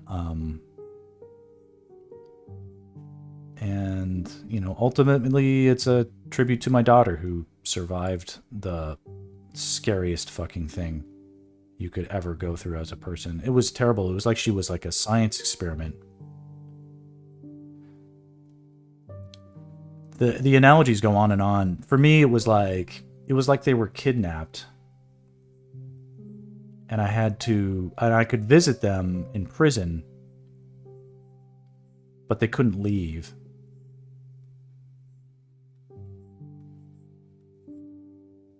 And it wasn't even someone else that kidnapped them. It was us, because it was like we surrendered her to this process, having really no choice. There are, you know,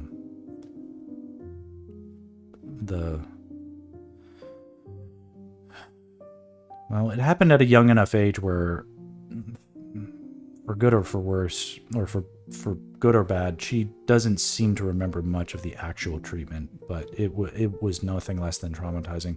She handled it with such grace, though. She really had a great reputation among the nurses as being like a kid that didn't cry or get upset with even like receiving shots or other painful procedures. She was really good at it was silly, but she was willing to just sit there and be compliant if we just had the TV on for her. And because there were so many medical interventions on a daily basis, like it was from the moment, like there were times, this was terrible stuff. There was a time where they literally had to check her blood pressure and her check her blood pressure and her and take her vital signs once an hour. Now it's not that big of a deal when you're awake, but when you're asleep, like a baby that's like going through cancer treatments and people are coming. How much did this last? It was, anyway, they were waking her up 8 times a night to take her vitals when she was already dealing with so much. And that was just out of precaution to keep her alive, because the medications they give you for the yeah, might as well have an educational moment here. The neuroblastoma. It's been a while since I looked this shit up. Okay, we're not going to click on the pictures, because that stuff is, you can't unsee that stuff. But neuroblastoma is a cancer of immature nerve cells that generally starts on the adrenal gland. And it's actually common. It's common in babies, but they grow out of it. And most kids, you'd never even know that they had it.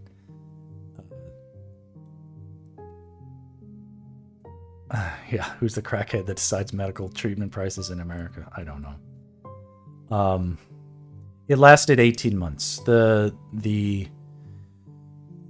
standard treatment for stage 4 high-risk neuroblastoma, which is what my daughter had at the age of 14 months, so a little over a year old, she had the story of how we found out is its own big story, but she had a grapefruit-sized tumor in her abdomen growing on her kidneys.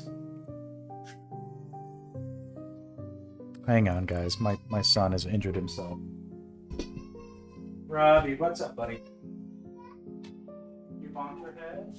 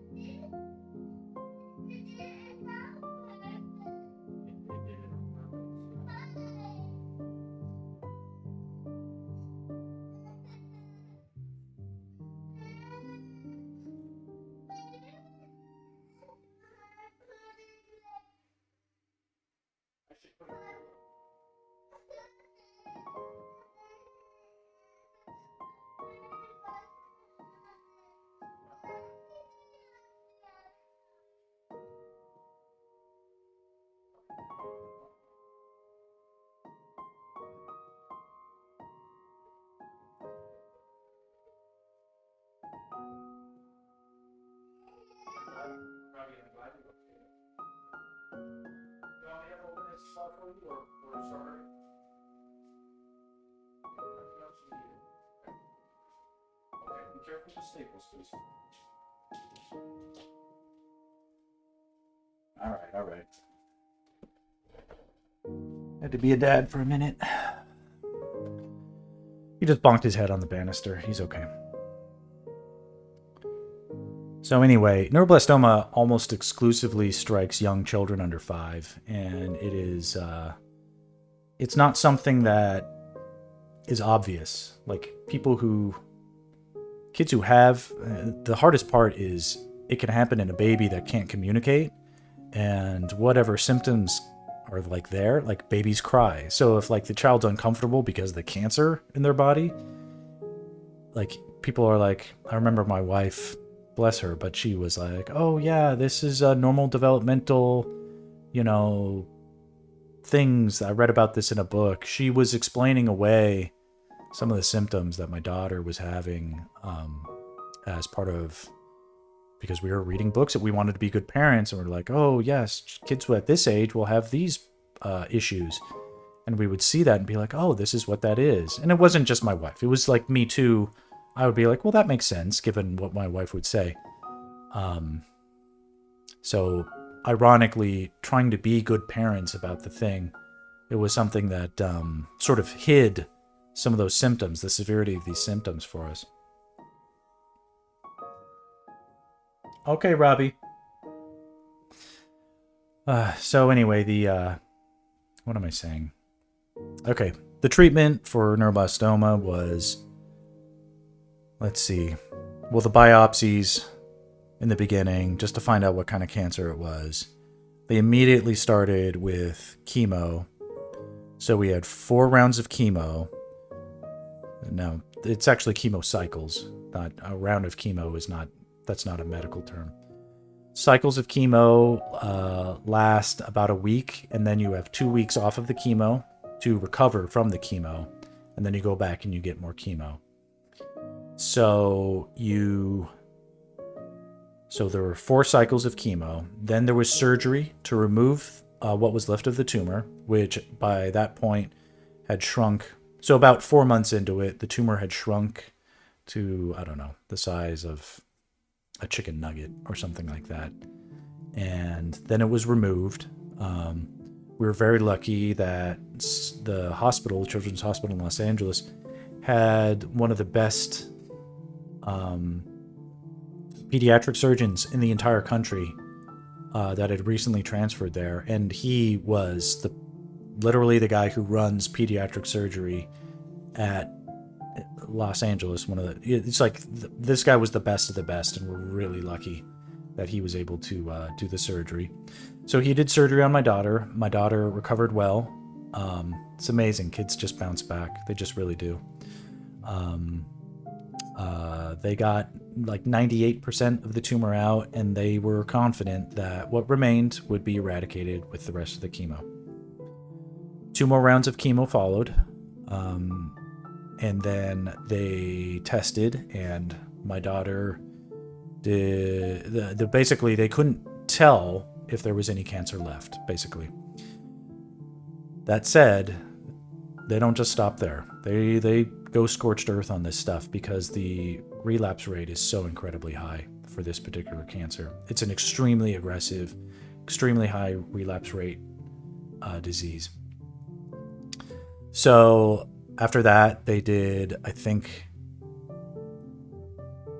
what was it, 10, 12 rounds of radiation or something like that, basically. And that sounds like it's crazy, but it's not. It's a very high-tech, they just go in where the cancer was and zap it with their freaking laser beams. It's pretty nuts. Amazing technology. It didn't affect my daughter in the least. However, it may affect her height. It definitely took a toll. She's the smallest kid in her class. But she, apart from having a lot of scars from the surgeries, she's done well and tracks as normal and is very bright and weirdly she has all of this she has this sort of depth of character that most kids generally just don't have. Like and it's evident, like, compared to my son, who basically is a spoiled brat sometimes. But comparatively, like, my daughter comes across with, you know, she's not like the other kids. She loves to play. She is like a young kid, of course, but she's always the favorite of all of her teachers. And then when we explain to them why she's different, they're like, wow, it's amazing. It's amazing. But yeah, she's an amazing kid. She's like a hero to me. So then the radiation happens, and then they do the immunotherapy. And the immunotherapy is crazy because immunotherapy is amazing because it's like trains the body to use its own defenses against the cancer. The problem is that, if we recall, neuroblastoma is a cancer of the nerve cells. So if you're training your body's defenses to attack its nerve cells, it's extremely painful. So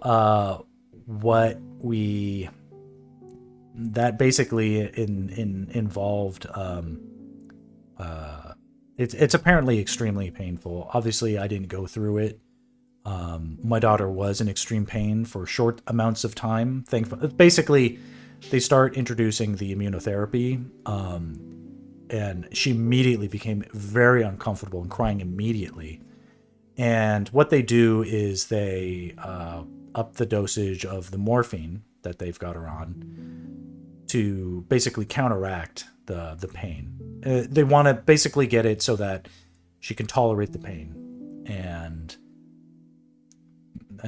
for long enough for her to receive the immunotherapy. And that was, I think she did like 4 months of immunotherapy. Oh, I forgot the worst part.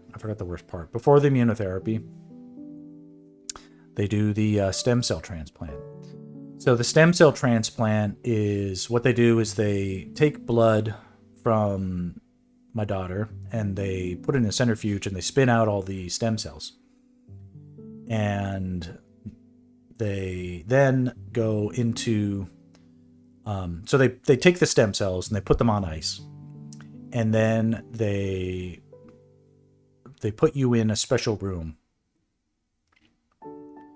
Kind of think cancer at that age is better than if your teens or older. Absolutely, it is better. Yeah. There is. I'll talk more about that later, but your instincts there are correct. They absolutely are correct. Because we weren't just in the hospital with babies. We're like, I saw older kids too, and it's hell.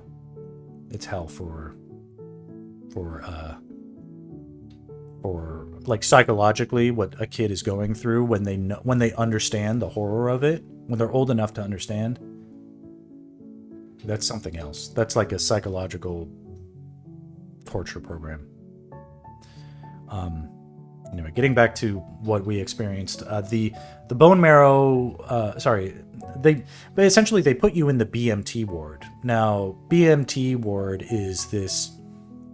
It's, if you've ever seen like the movie Outbreak, for instance, it's like that. Maybe not that bad, but you go into a pressure sealed wing of the cancer ward where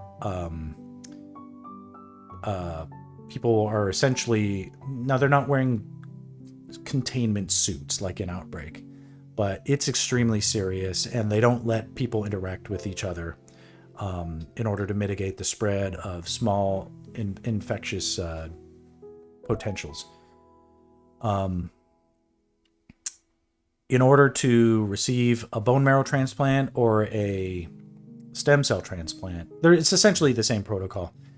stem cell, like a person, in my case, or in our case, it was my daughter, received an extra high dose of chemo to the point where it literally killed off all, by design. This is what it does. It destroys the possibility that life can exist in the patient's bone marrow.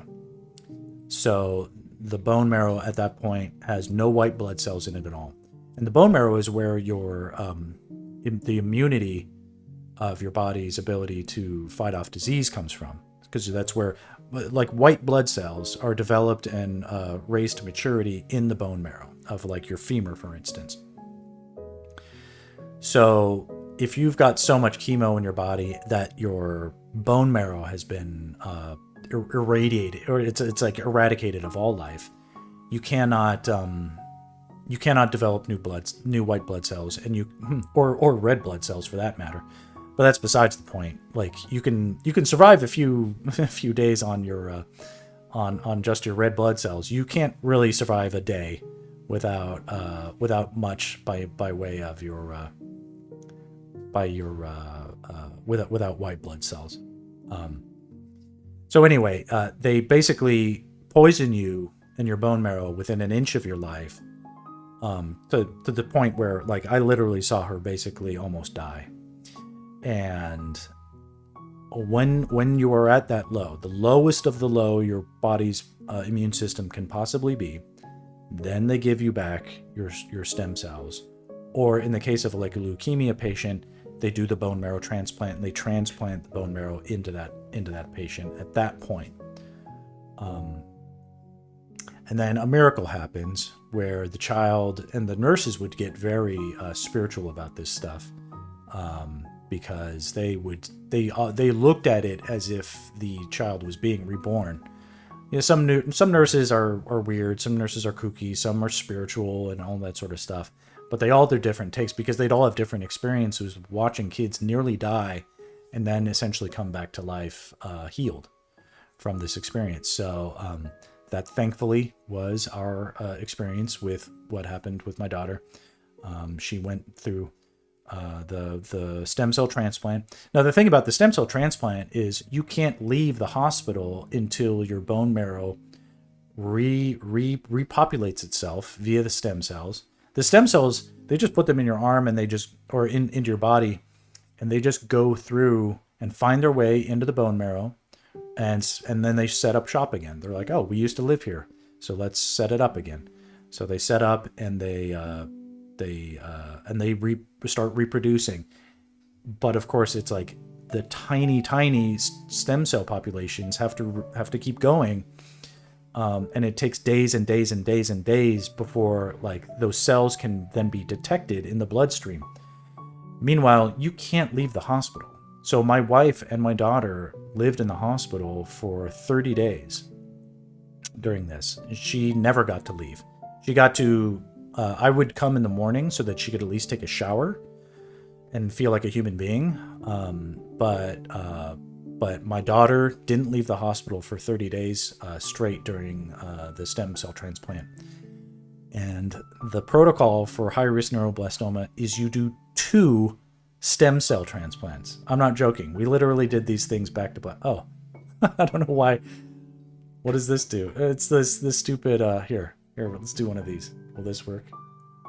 There we go. Hearts. Heart emojis for everybody else. I don't know why I did that.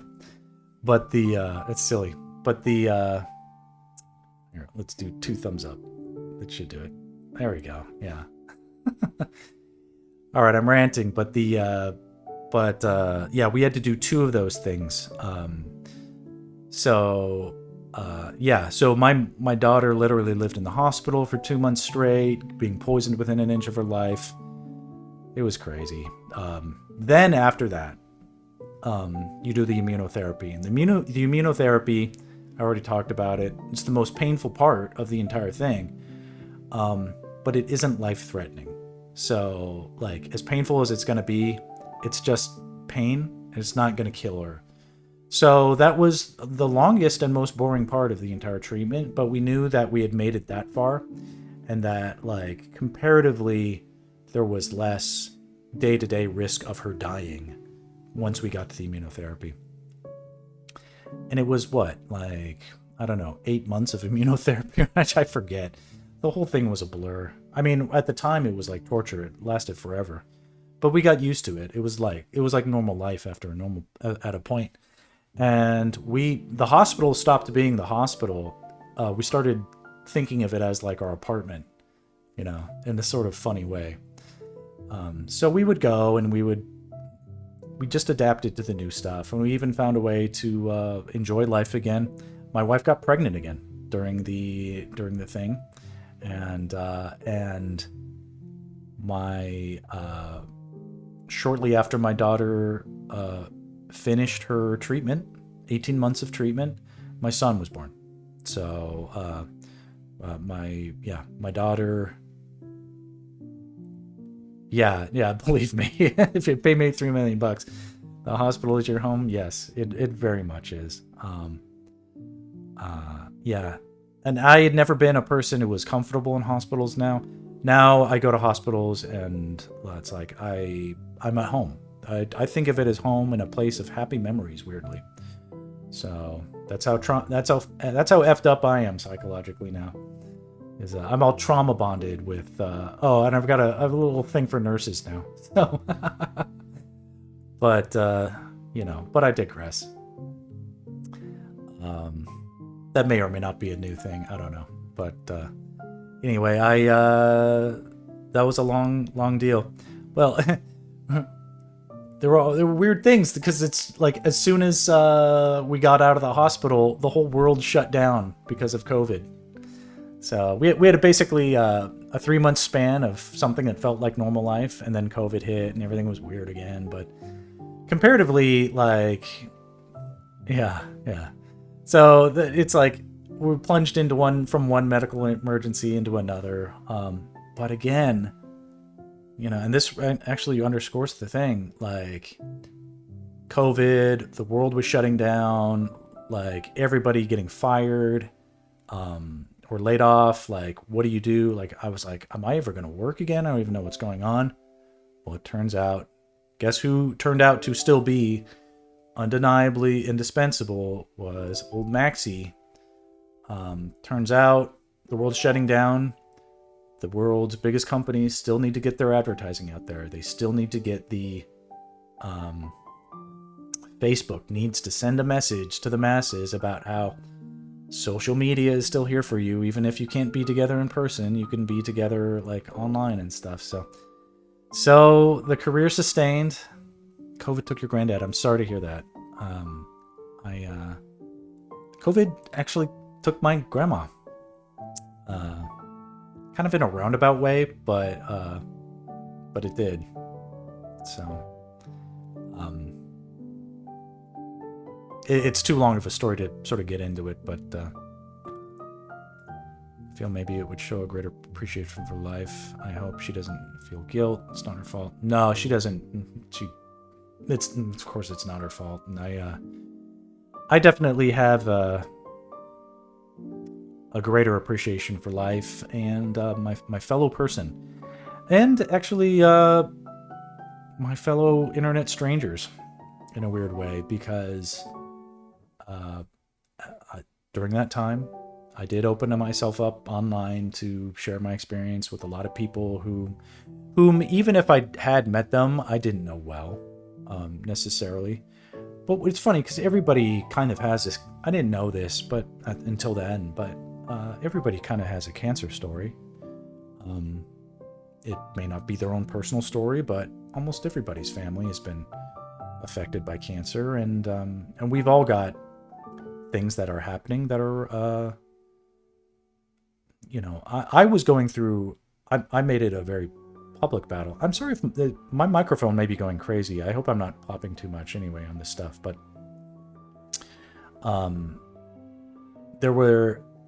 while I was going through a very public battle, my friends and coworkers would take me aside and they'd confide in me with whereas like we never had any conversations like that before, but they would confide in me about like, yeah, I'm going through this real hard time myself. Let me go buy you lunch on, you know, so I can get this stuff off my chest. It would be really interesting to hear that, I guess by typing out onto Facebook posts and GoFundMe posts about what my daughter was going through and how it is affecting me, and you know how I'd find hope and whatever. You know, there are good posts in the GoFundMe if ever you are in a place where you have to put out a GoFundMe due to a medical emergency or medical illness, let me know and I'll redirect you to the GoFundMe that I made, because that's like a case study on how to do it right, and you know, get the support that you need. You know, you just basically take people on a wild ride.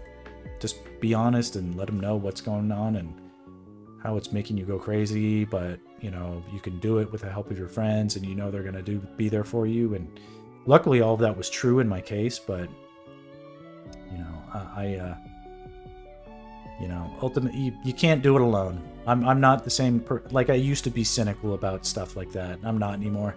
It's true. You can't do anything alone. You need help. You need to be able to be vulnerable and ask for help, and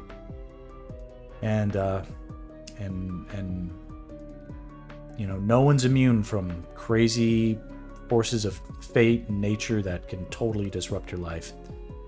You know, so I don't know. And if you're not going through crazy stuff right now, it's a great time to prepare for crazy stuff that will happen eventually. Super dramatic music right now. Anyway, you guys have been listening to me rant, and you know, I appreciate the audience and the you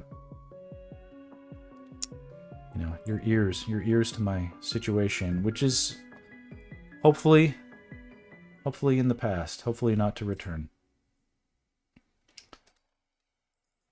I'm gonna keep going, shade up this background.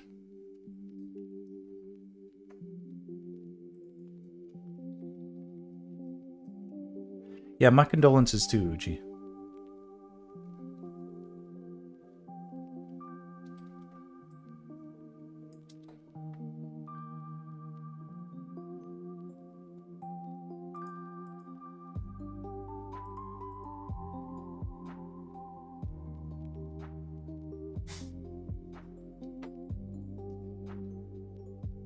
Okay. Well, might be a little apropos. We have a graveyard situation here. Did anyone see Alien Romulus? Is that the latest one? I haven't seen it.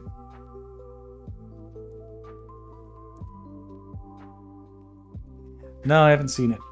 Was it good? You like it?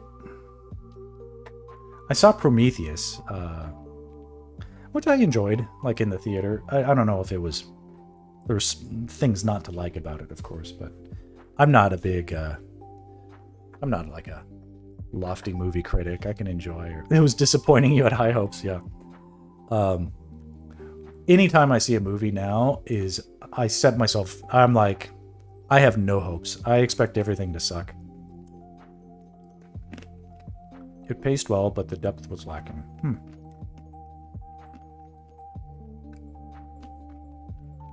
There's such potential that every Alien fan knows and sees in the Alien franchise. Like, such great aesthetic and world building that has already taken place. It's like, guys, how do you keep fucking up Alien? All right?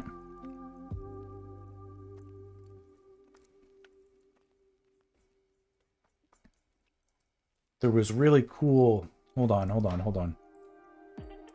Who's the guy that did District 9?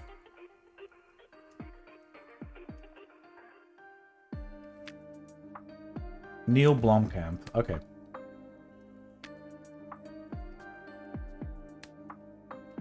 Alien. Concept art. Okay. There was a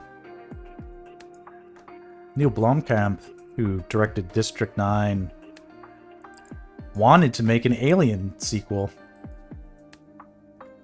And they made a bunch of cool concept art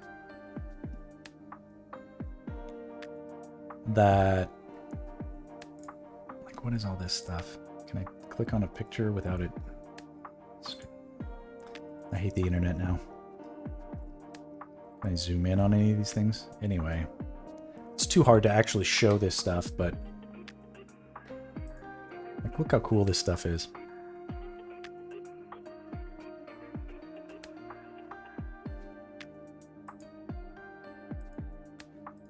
Like, it's probably true that the best Alien movie ever is like sitting on the shelf of some executive that like doesn't even understand how to read, or like, you know, they don't know the pile of gold that they're sitting on or the potential.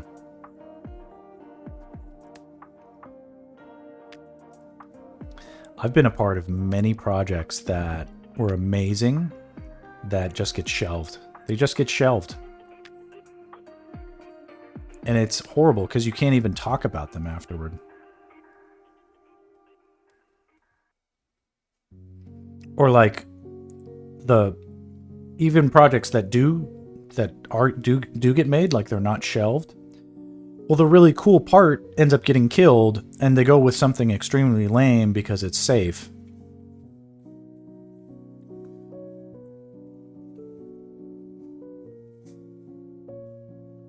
Yeah, exactly. They get optioned, and then they just collect dust. Some properties get licensed and or IPs. They get bought, licensed, and IP just to keep them out of the hands of the competition, and nothing ever comes from them. A lot of superheroes went that way. Or like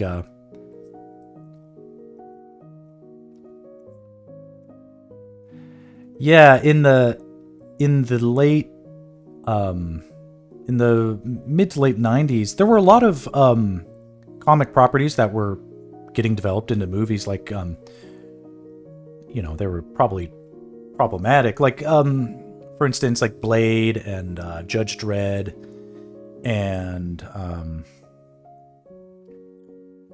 what else, like The Mask, weirdly enough, was a comic property.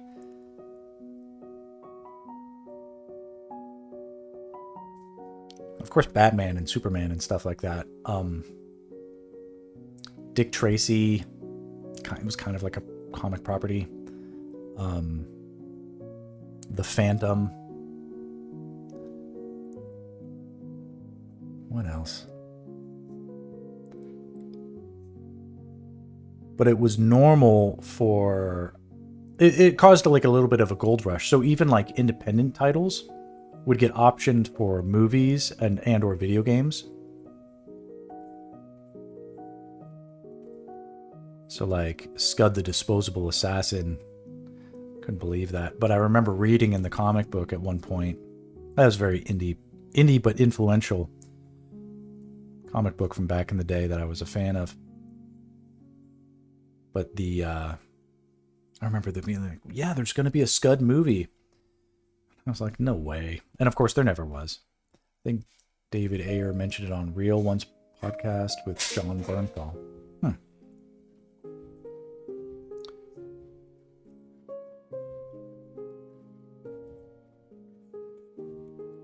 Oh, yeah, we were talking about the Alien movie, yeah.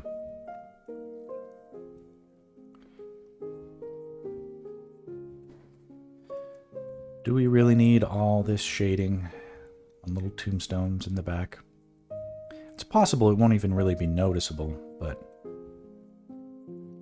I like having it there. It's on its own layer. I can control the effect it has and minimize it if I need to. But I like knowing that I kept the process consistent for the whole thing. The IP holding thing. Yeah, exactly. Yeah, and they'll do it just to like, and you can see what ends up happening too, whereas like, because the studios, I mean, it's even worse now, but definitely back then they would be like, well, given the numbers, given that we know that Pixar is going to release a movie called Bug's Life, we have no idea what it's about, but we know it's called Bug's Life, then maybe we should develop this movie called Ants. And of course, you end up making 2 movies with the same goddamn... Well, it's not the same thing, but it's like... It's like, oh, yeah, very coincidental that Shark Tale and Finding Nemo, you know, kind of come out at the same time. Always, these interesting things. Monsters, Inc. versus, like, Monsters versus Aliens. You know.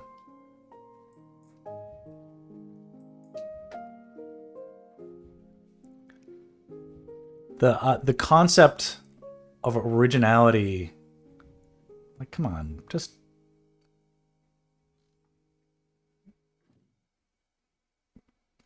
Don't you guys even care about not being obvious copycats of each other? The answer is no. No, they do not.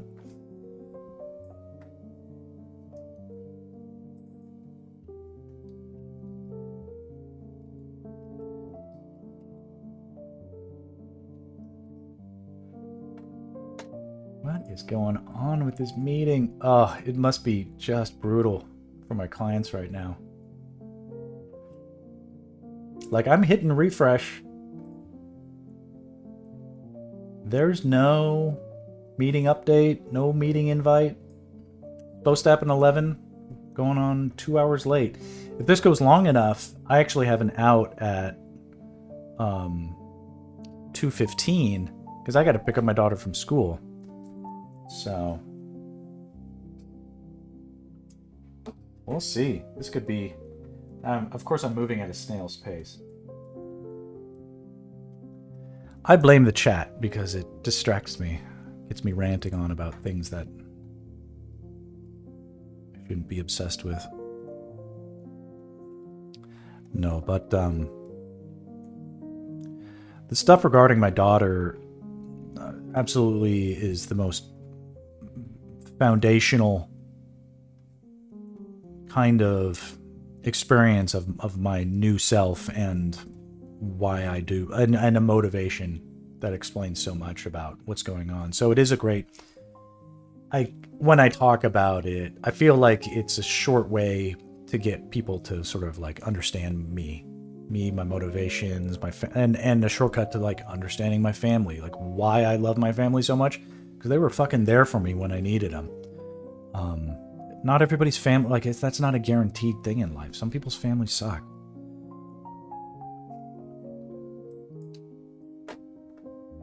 I can't imagine what that's like.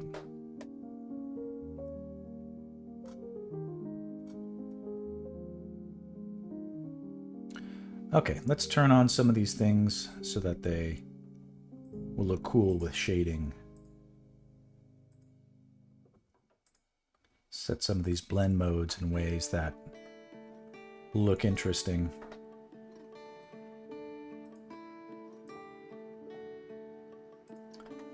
Ooh, you know what I'm worried about is the... Oh, this is terrible. We've gone through the whole Zelda and sleep thing and now it's playing random music. I gotta stop it from doing that.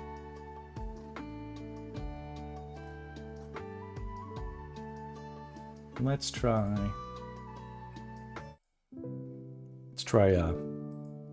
Mario and sleep. Let's see how this goes.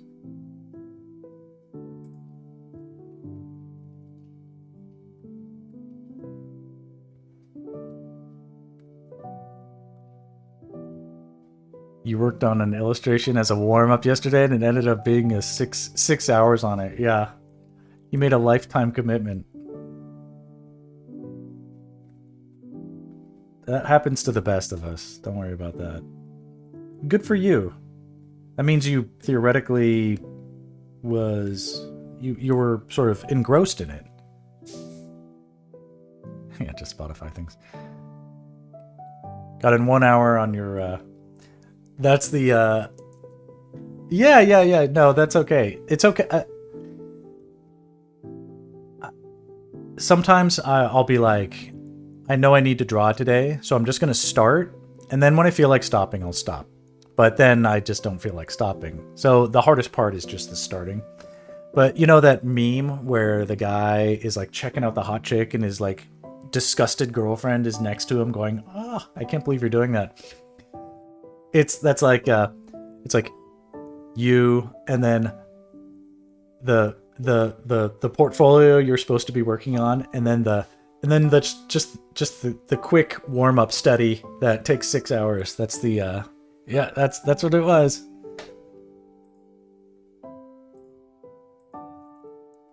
Memes are life.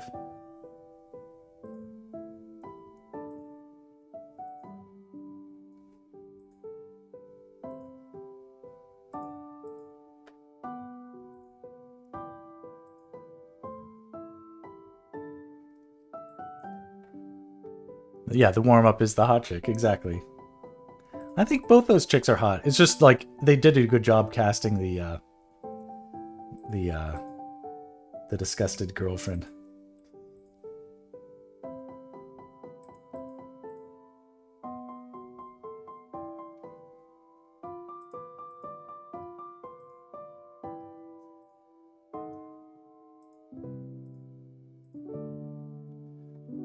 I'm just playing with these blend modes.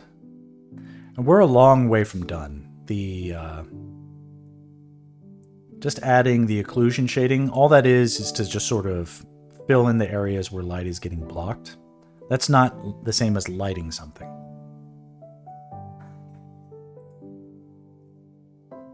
The lighting stuff will be coming soon. I should announce it. Is it okay to share? I shared a little time lapse this time. I want to go back and work on her. Do you have that in I still want to go back and work on her for one more time, another 6-hour sesh, but in a week or so. Do you mean to share like where it's at right now? You can post a link in the chat, and you could email me if that makes more sense too. But okay, yeah, put a note. I allow for links to be posted in the chat. You can post it there, and we can look at it.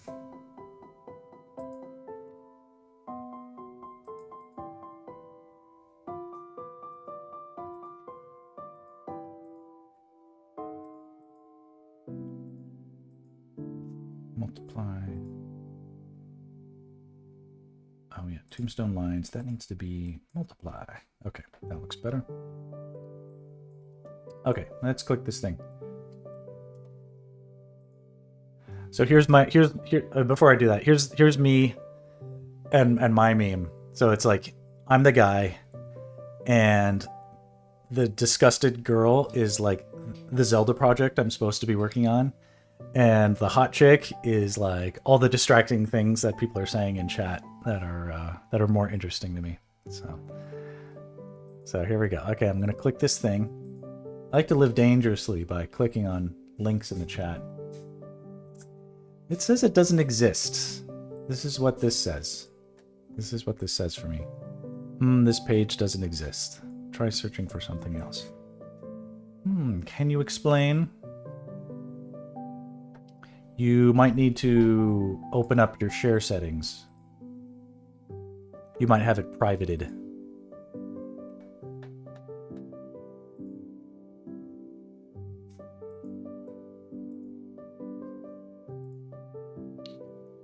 Try this, and it will be the first post past the pinned. Don't want to sign in. Do I have to? Will this work? Okay. And you follow me, so I love it.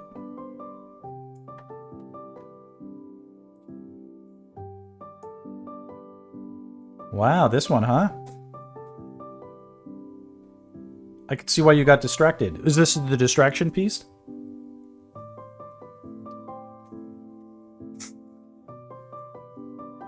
We make it big. This, I like to see this stuff.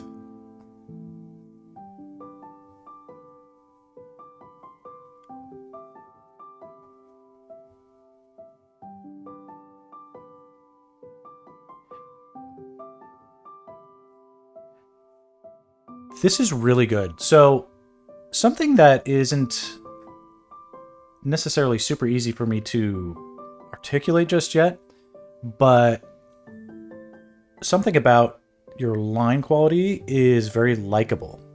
Does that make sense?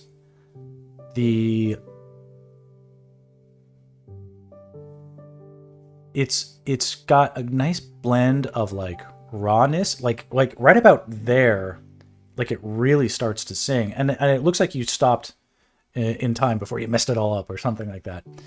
But I like the changes that you ended up making, where it looked like you reduced the head size a bit, and yeah, you're adjusting the angle of the face to accommodate better the lower angle. Yeah, it's becoming more and more realistic in proportion, and yet keeping the right about here is where I'm starting to go like, wow. And then it really pops on the white, which is great. It's great. Let me see where I would... Yeah.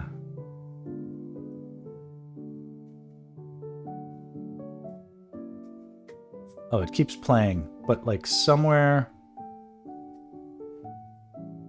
Like once you get here, like this starts to become like money. Do you know what I mean? Like here, like you could see like I like right here where you took the top of her hairline down, like not her hairline, but the hair at the top of her head, like you adjusted it for the perspective, and it really, like, there's volume to this, like, and here where you've got the oh, I even like the, hold on, let me pause. So the brush that you're using looks fairly compatible with the kind of brushwork that I do, which is great. Just click the video and it'll pause. Okay, it looks like it's paused now.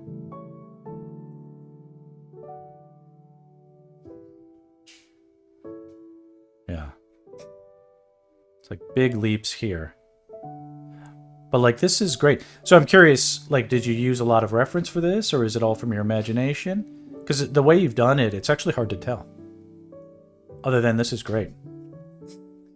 Kind of acts like a lasso tool, soft brush. Brushes paintbrush, but I use it just to sketch. Tons of reference. Okay. This is great, because it doesn't look like it's over-referenced at all. This is really good. I think that you will enjoy... I really like some of the... so I'm not a color genius. The color approaches that I use, that we'll see, are because I actually don't have a great color knowledge, and so I end up relying on a process that is very, very methodical. But that doesn't mean I can't appreciate good color when I see it. And I really like that you've sort of synthesized like the neutral, like you're making like the purple and brown and tans look amazing together. And she's got this like sexy airiness that is not overdone or overstated. So this is great. Really nice. Now, did you reference a drawing? I'm curious to see the drawing, but you don't have to disclose everything. It's just like, this is great.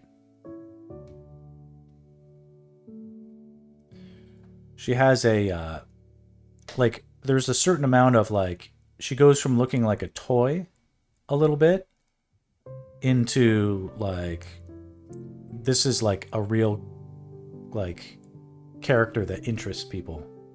Like, oh, all of a sudden, like, this looks like real character design.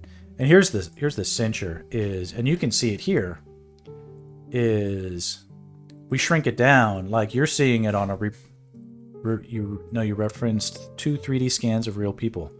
Very cool. So I hope you can appreciate this from your vantage point, because you're seeing it now reduced on a reduction. Like it's like right now, hopefully it's like the size of a tiny thing. And it looks like $1 million. Like the composition is even really cool. I don't know if you should necessarily do anything with the background. It's working really well just against white. One thing that, yeah, I don't know if it is worth doing anything different on, but you've got her elbows are basically touching the sides of the box. And I don't know if that's something that is good or bad, but like, I don't know, if it was me and I wanted to try something, if it touching the sides of the borders of the screen, is that like an iPhone image resolution, like the aspect ratio? Because it looks like it might be. The video cropped it weirdly. Oh, okay. Huh. Okay, so she's not as tight in on the elbows. Huh. Well, all I want to say is I want to see more, so work on it more. It's more like a picture. Oh, okay. Oh, okay. Okay, so this is still part of the work in progress stuff. Or this is not the final. Did you end up putting it against gray, or is it okay.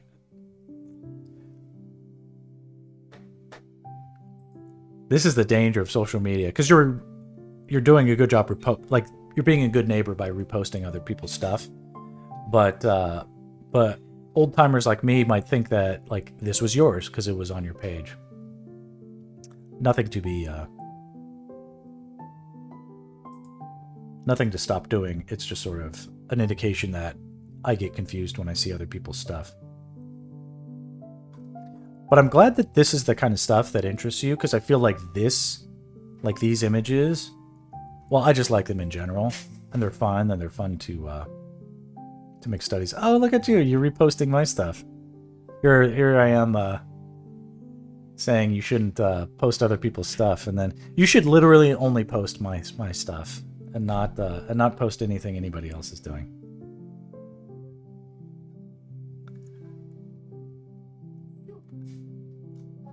So this is yours. Okay, obviously this is yours. This looks good.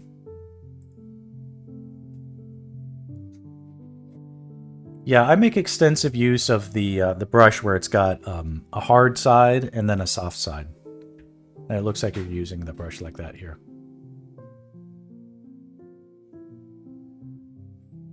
And I can do a lot of blending with it too. Anyway, round of applause, round of applause. This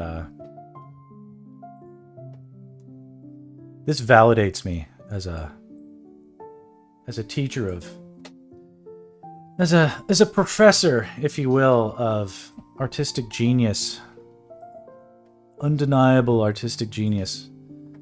I'm glad to see. Good work, good work. Good work out there.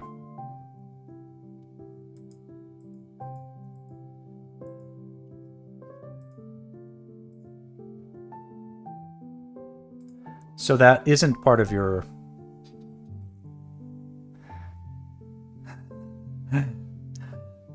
Scroll's been around a bit, Boxer.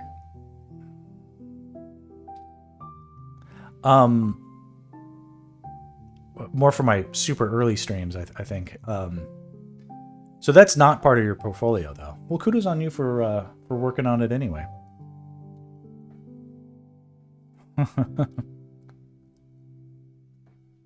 I'm glad you've been busy with work, Boxer. We'll see you later tonight.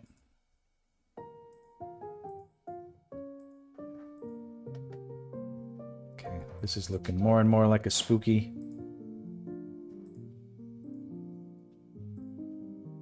super spoopy graveyard scene.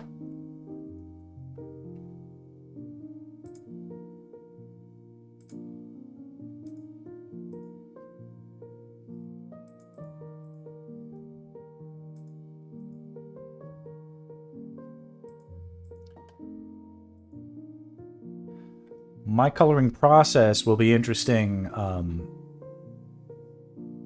because I'll be essentially reducing down to what things look like without any light at all, basically.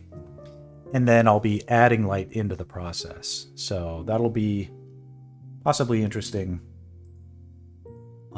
It might be just like what you're learning in school for your portfolio, or it could be radically different and might feel like a step back or step away from what your instructors say to do.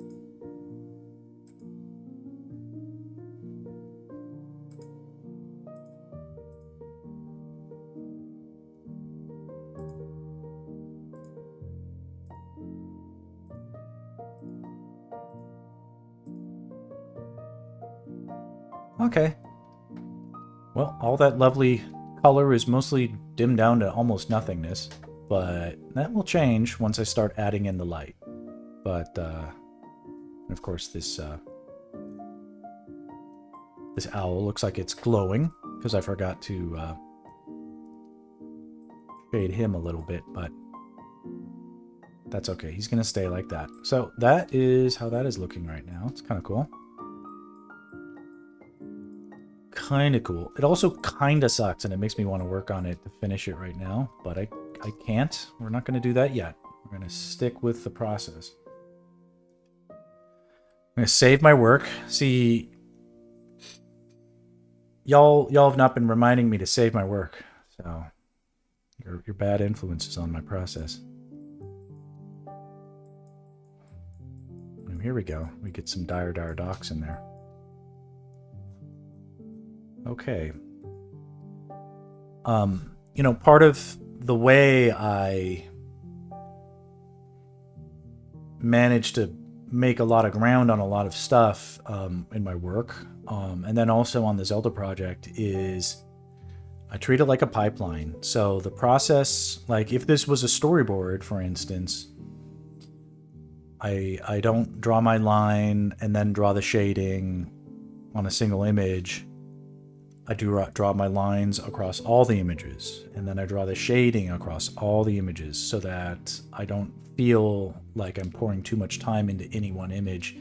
All the time is pretty evenly distributed. All the efforts are evenly distributed, and that helps to make sure that all the images have the same finish, because you've probably done this where you start, where like at the beginning of the year, your art looks one way, and at the end of the year, your art looks completely different. It's like they're two different artists because you've made so much progress. Well, that's invariably going to happen on the Zelda project if I concentrate on things one image at a time. So by making sure that I color them all, and then I shade them all, and then I light them all in the same kind of pipeline, that heads off any mutation of the. So these are the references. So you have done a good job of avoiding any kind of rote copying. You have not violated the. So I can see obviously like this is influential on that pose, but you've done a great job of. Okay, here she is holding the cell phone. Yeah, that's interesting. And then there's the hand. Models always feel like they have way too big of hands. That is not a comment on yours, but let's see here.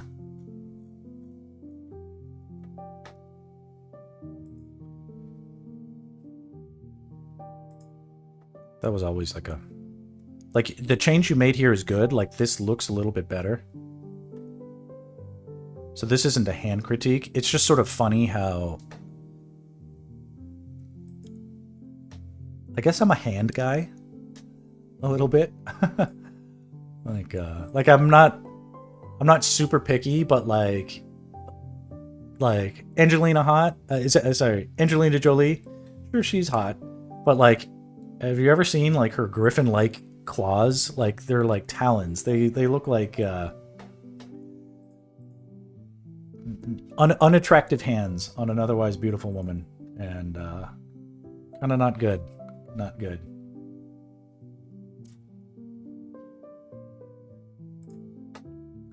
All right, here. Yeah. You've noticed it too about Angelina Jolie? I wonder if that's something we can. I wouldn't. This is not a roast Angelina Jolie moment, Very obviously one of the more beautiful women in all of Hollywood, but Yolena Jolie hands. Let's see if this is a thing.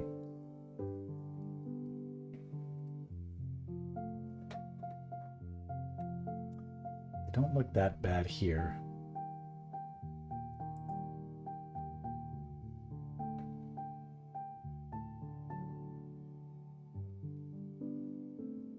Like, she's an older woman, like, by now. So, like, let's forgive that she doesn't have perfectly youthful-looking hands.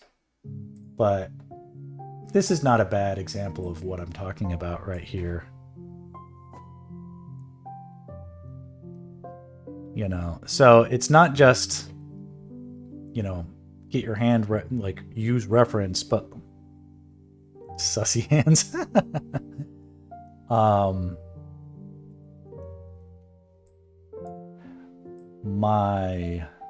Here. I don't know. Like, they're not well proportioned, and then she's anorexic looking, unfortunately, with a lot of this stuff.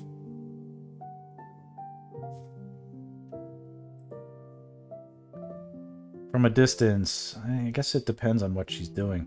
Was she always this way? You know, I don't know. But I remember noticing it in that movie, Mr. and Mrs. Smith, and she's hot in that film.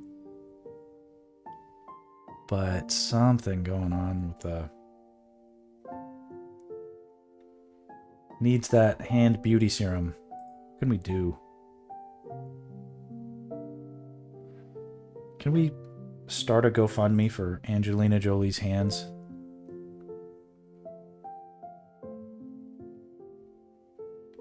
You know? Got nothing to well, I mean, she's probably like a... I'm sure she's... Lend a hand. Alright, leave her be. Leave her be. Stop with the judgment. You know, we can't all be so blessed to have beautiful, beautiful piano hands like I do.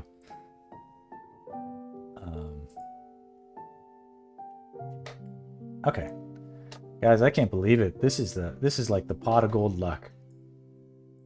I've been paid all day, getting about the halfway mark, just getting brownie points for being so patient and undisruptive, and we get to just keep going with more Zelda shading.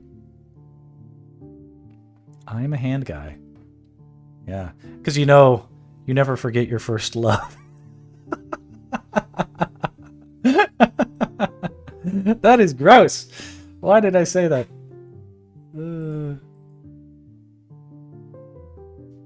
Was that too much? Was that... There are impressionable minds out there. I should not be... I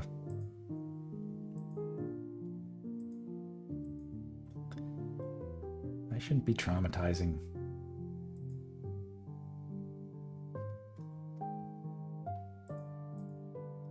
Whoa.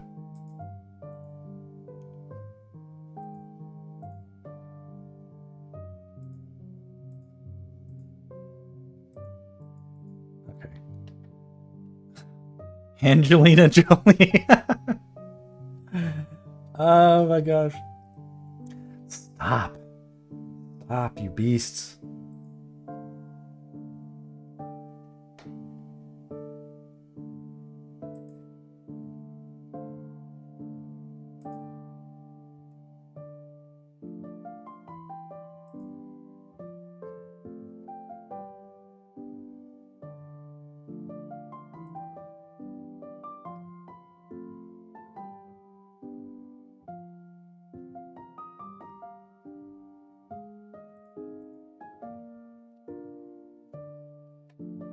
Okay, let's add some shading into here. This is already such a bonus. I don't feel like I've got the like ticking clock motivating me, but this is good. Oh, could this be one of those dreamy days where they just keep pushing meetings and meetings? Oh, I I don't know if my clients today, they're good people, and yet they do make a lot of mistakes. Maybe they are getting reamed by the big head honcho.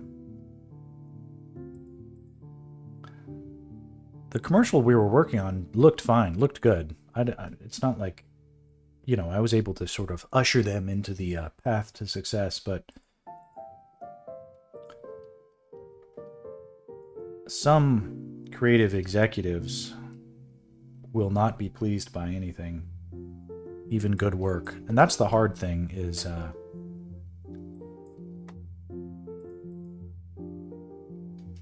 if someone is in charge of making creative decisions and they have no aptitude for seeing creative potential, then it's going to be rough. They're going to make comments and changes all the way to the end until there's simply no time left to change anything. And it'll probably look good at the end, but that doesn't mean that the end idea was the best idea. They could have thrown away the best idea on the very first day, simply because they didn't recognize it, or didn't think enough effort had gone into it, or they needed to do something to act like a tyrant and prove their dominance by forcing everybody to redo work unnecessarily. Those types exist, for sure they do.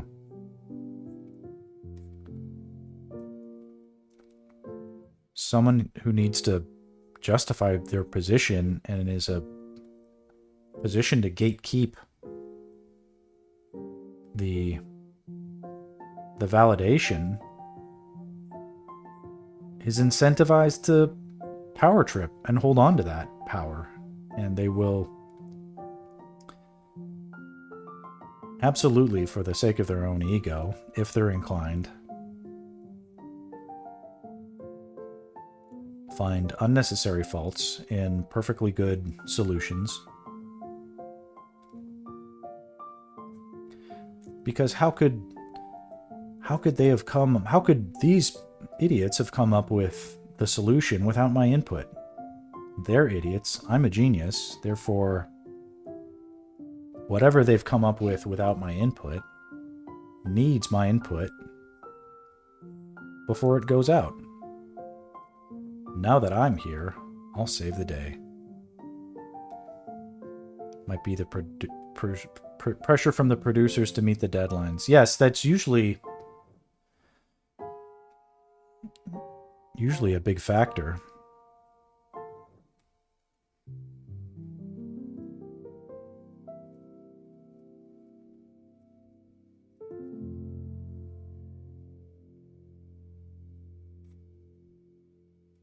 Ultimately, the deadline itself is the only thing that a psycho creative executive will respect at the end of the day.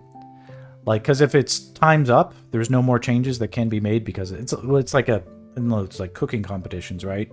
Time's up, put your utensils down, it's done. At that point, you can't mess with it anymore, and you have to ship it. Now, if it looks good then that's great. That doesn't mean it couldn't have been solved a lot sooner if you simply made less mistakes. And you might have seen mistakes before they happen if you had the experience to recognize them, or the humility to listen to other people who do recognize those mistakes. But they sure have to show the dominance to prove. Yes, exactly. Prove who was the boss there. Mm-hmm.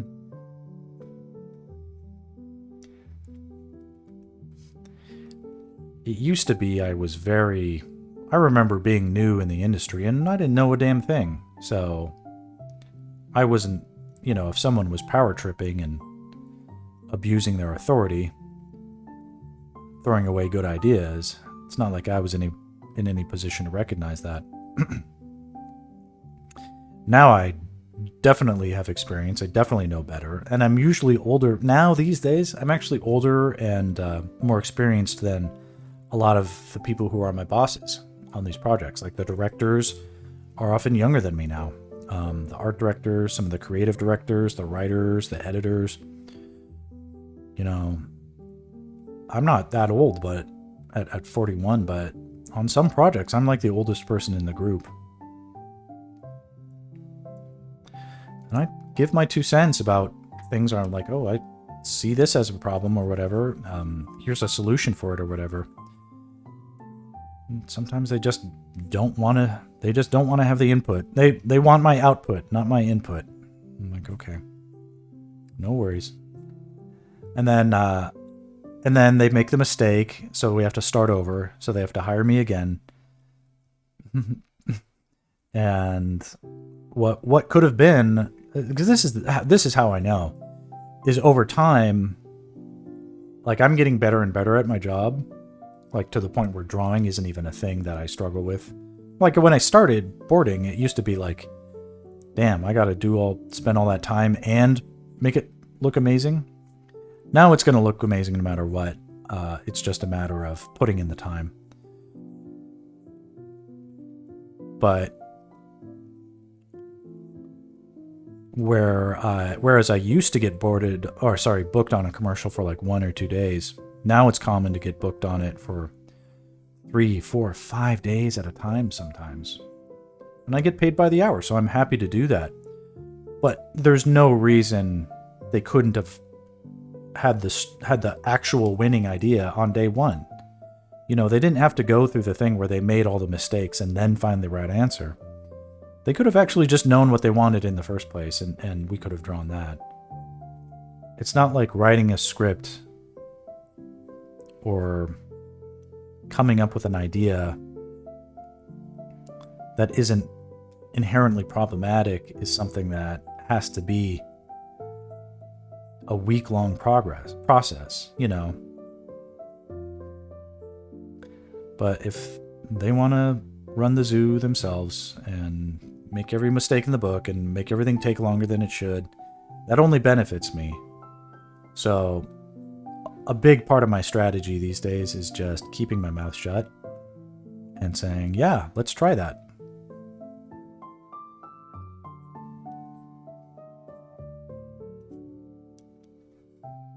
I draw it really well, and because I've drawn it well, they can see very well after the fact that the idea that they had is actually not a good one. And then they're on to the next idea that they want to try. So they, by means of a process of elimination, get to where they need to be going.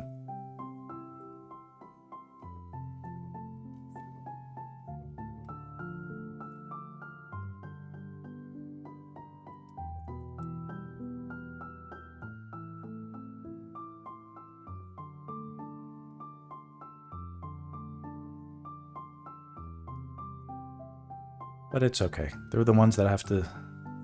Like, as a storyboard artist, I'm only on a project at the beginning. I don't have to finish the project. I don't have to suffer through it in the long term.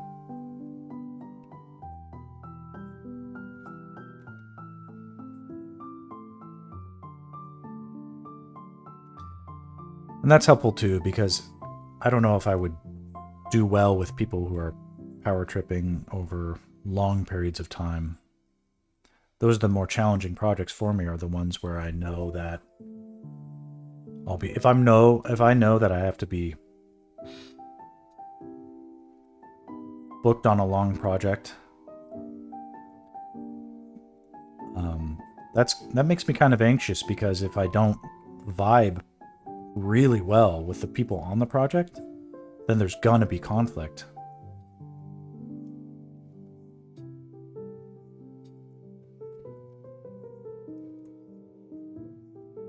Creative types can butt heads. But like if on a small project like a commercial, like generally commercials are under a week long, I can generally just bite my tongue and keep my contradictory thoughts and comments to myself.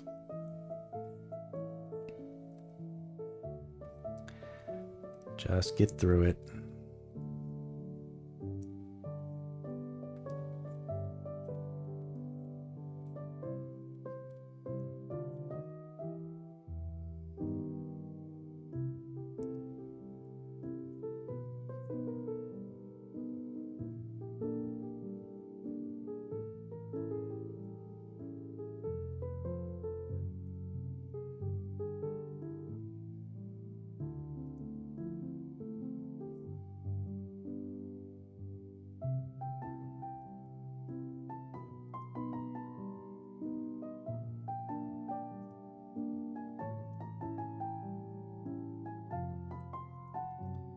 Save my work.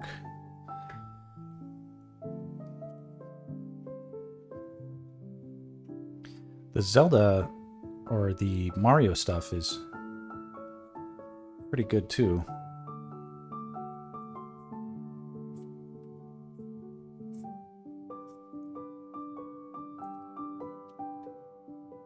And keep half an eye on where we are in the playlist. Okay, it goes on for a long time. All right, that's cool.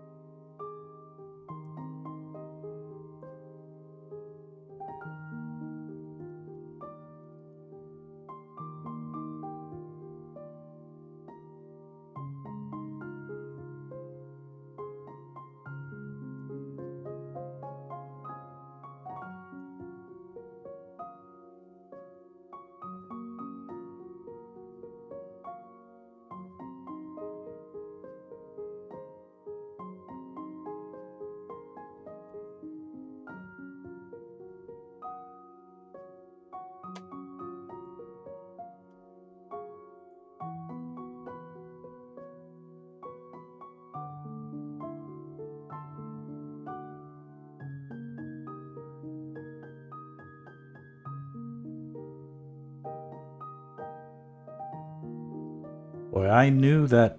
I had a feeling that the meeting would get pushed, but this is a little beyond my wildest dreams. Like, I thought I'd be lucky if I had a I thought I'd be lucky to get an hour stream. Going on 3 hours now. That's great.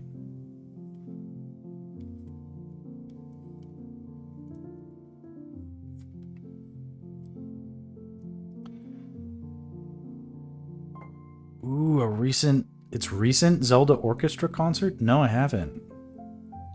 Do you think it's on Spotify?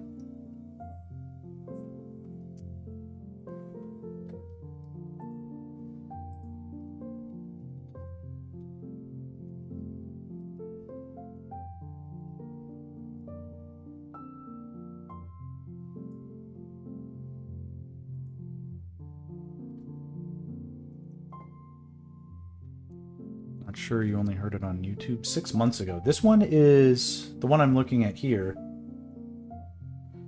Legend of Zelda Epic Collection.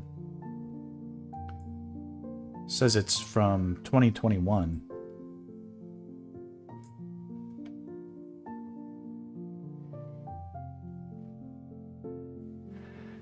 Alright, Uchi, no worries.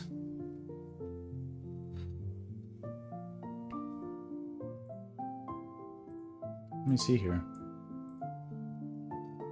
YouTube. Zelda Orchestra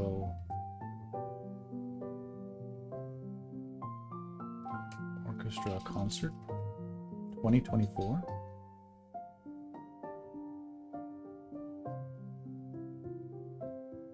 The Legend of Zelda 6 months ago. Interesting.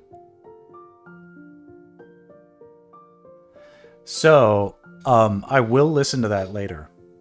So that, since it's a concert put on by Nintendo, here I'm gonna add this for sure to the save to playlist. That's funny. I can't get away, like the music I'm listening to, these are like bootleg fan tracks or whatever, you know, so they're not copyrightable. They're not officially licensed from Nintendo or produced by Nintendo. So they can't make money from them the way you would want to, and you certainly can't complain when other people use them. Sort of like this art, like once this is done, I put it out there in the world, like anybody can basically say like, mine now, thank you. Because I don't own Zelda. I didn't ask Nintendo for permission to draw Link, and I certainly can't own the rights to it. You know, I can keep the files to myself and, you know, possibly at a much later secretive time do something that involves, you know, I don't know, like if there eventually was an audience that was like, hey, can, you know, I take a look at your Photoshop file for this project or whatever so I can learn from it, and I'd be like, if you donate like $10 or something like that could happen, I suppose. Or can I have a full resolution, high quality export so I can make a wallpaper out of it or something like that, you know. I suppose there's tiny ways of making money and not making a big deal about it, but if I like printed these out as big posters and took them to Nintendo conventions or something like that, that wouldn't exactly be kosher. And I'm sure nobody cares, but they might, and whatever. I'm not trying to piss off Nintendo.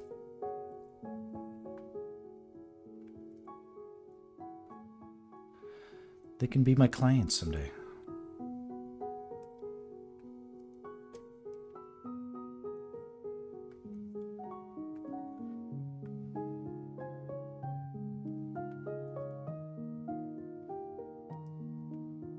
This is tricky stuff. Like, how do you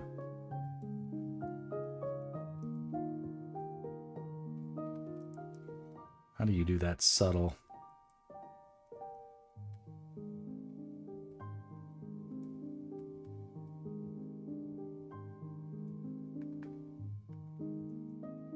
How can I shade in there? Is that the way? Does that make it look realistic, or does it suck? I'll be a little...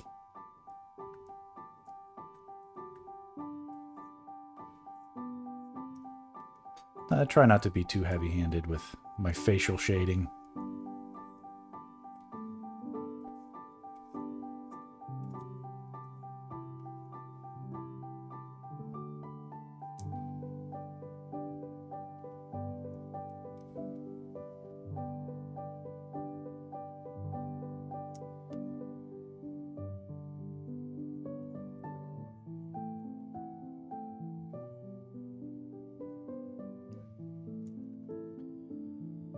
Okay, Link is looking pretty good there.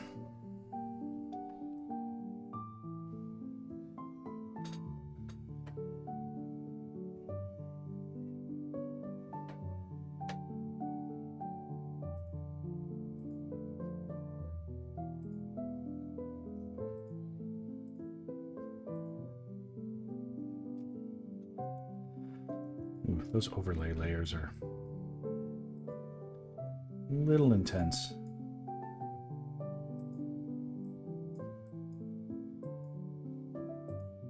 Anyway, that looks decent.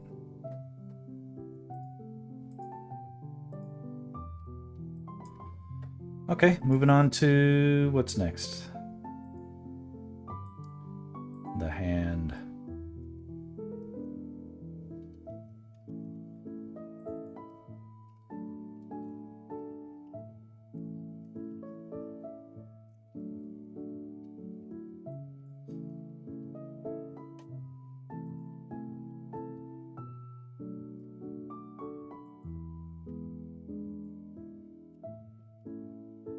All quiet so far with work.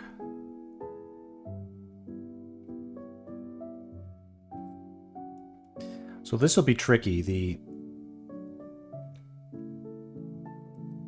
There's definitely going to be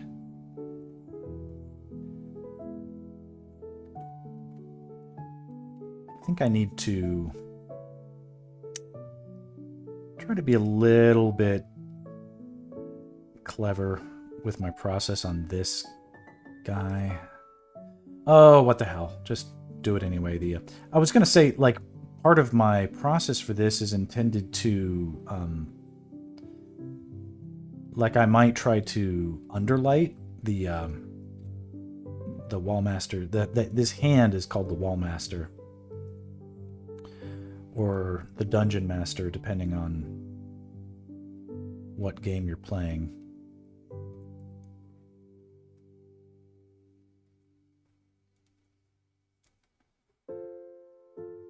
But I was toying with the idea of having them having it underlit.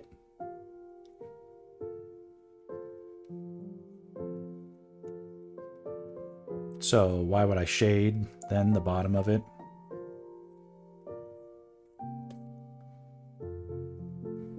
Well, for the sake of consistency in my process, I'm going to do it no matter what, so that there's consistency in the process and then the practice of it.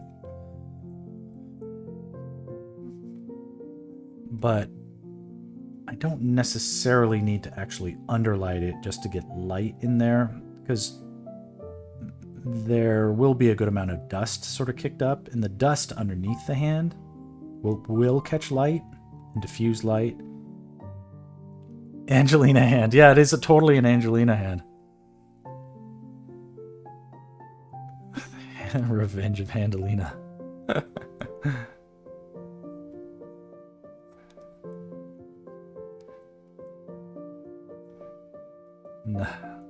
No knock on her her acting skills or anything else, but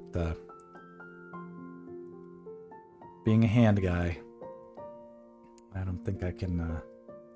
I'm not ready to commit. Not ready to commit. Sorry, Angelina. The answer's no.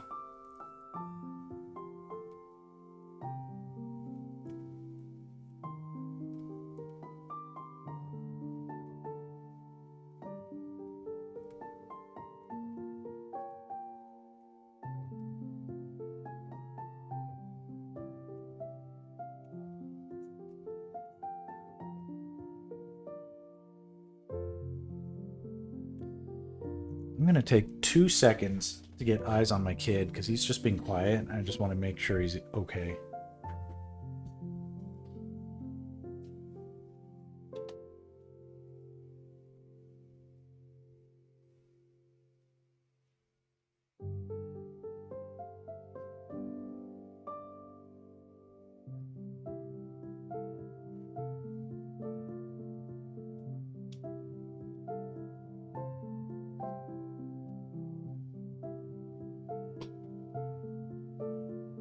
He's doing great.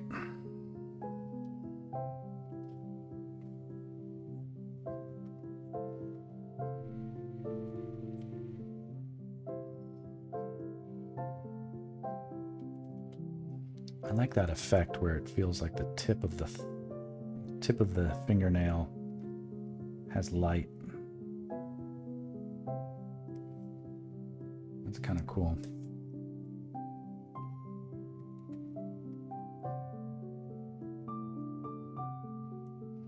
There's a lot of shading already baked into the lines, the way I just constructed it.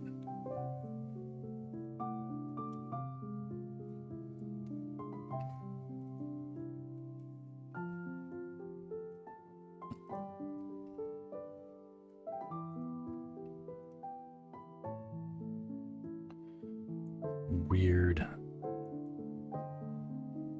folds of skin bunching up like a Shar-Pei and blocking light.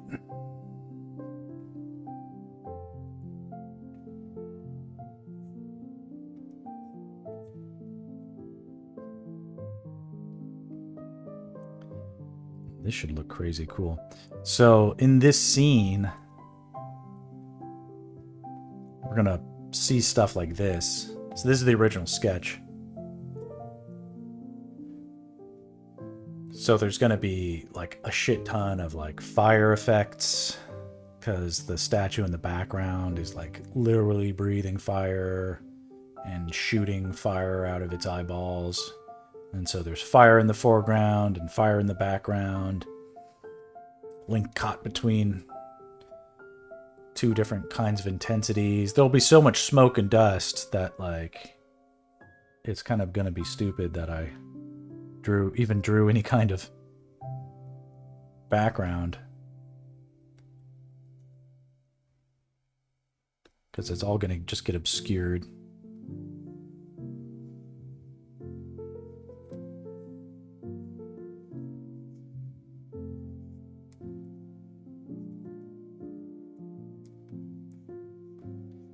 But I'll have the control to show parts of it where I want to.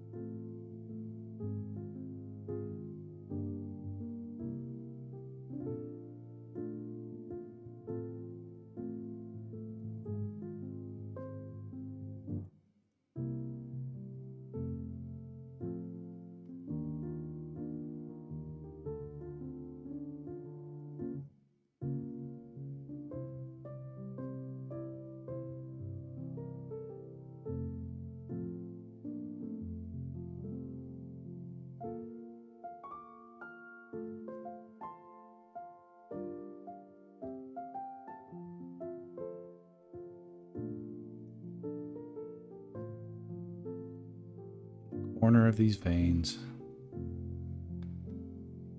like, can get a little bit blocked.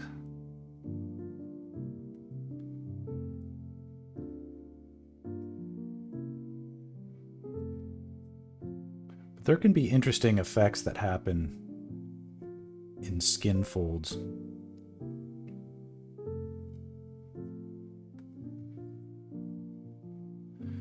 Where sometimes light can be blocked, but at certain angles it can actually be concentrated and reflected back.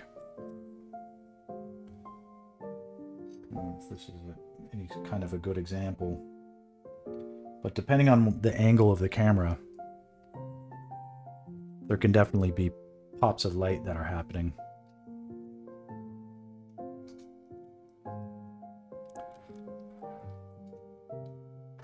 So the shading is just part of the equation. Let's turn this on. Barely makes any difference. Oh, okay, I guess you can see it. A little more substantial.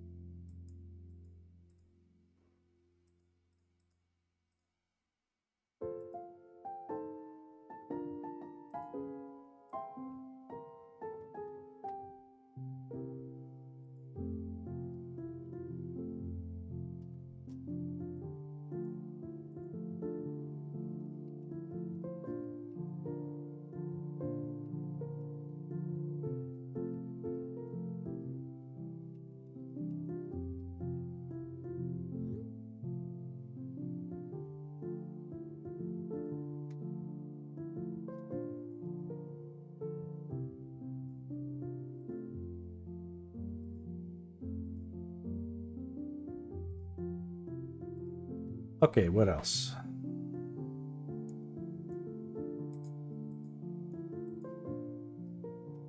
Statue.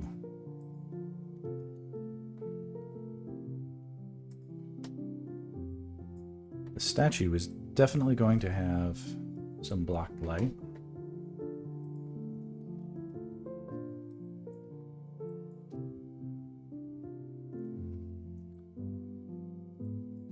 such a fun design.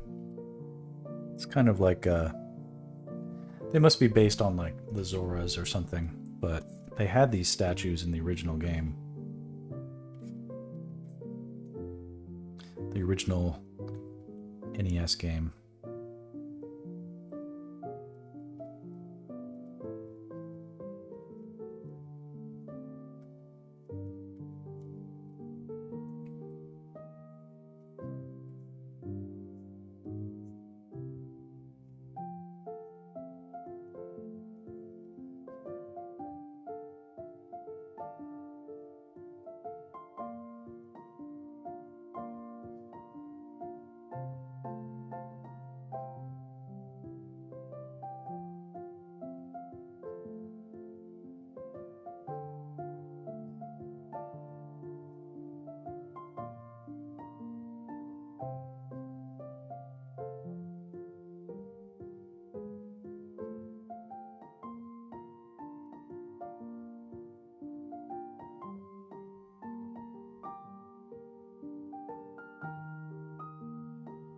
Now I know that the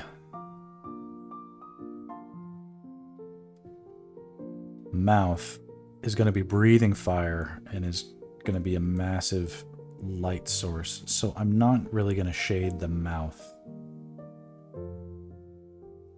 I wonder how much shading I should really do. I can keep it light actually on this one because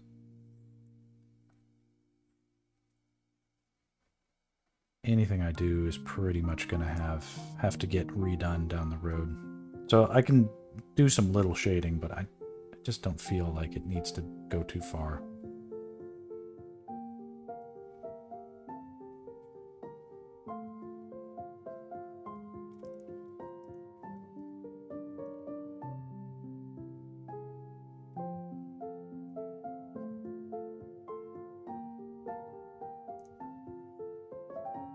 Having a little bit that shows the form.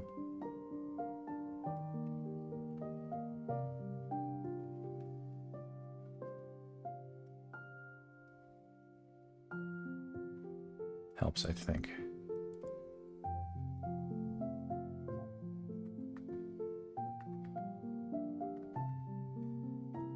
And keep a sense of the dimensionality of it.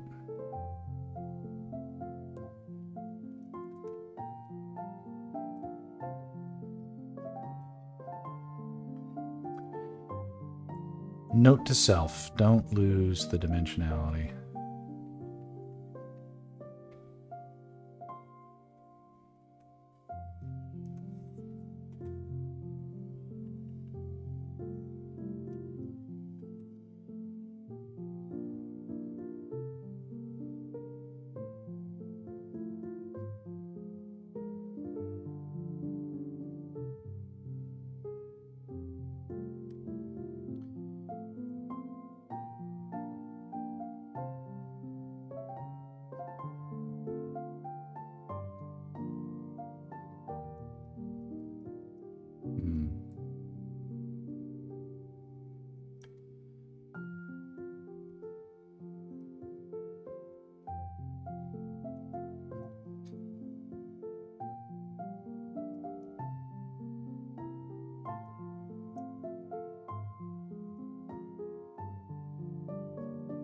Soft bit of shading here on the hand again.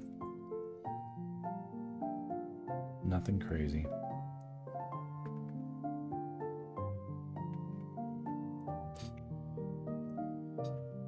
Ah.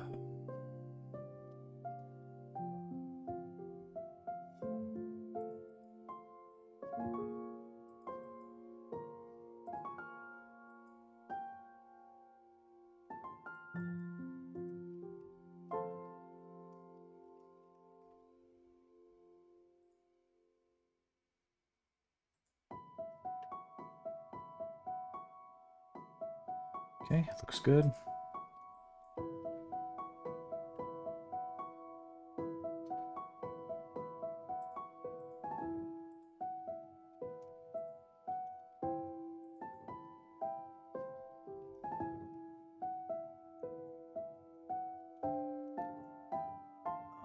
so crazy these days.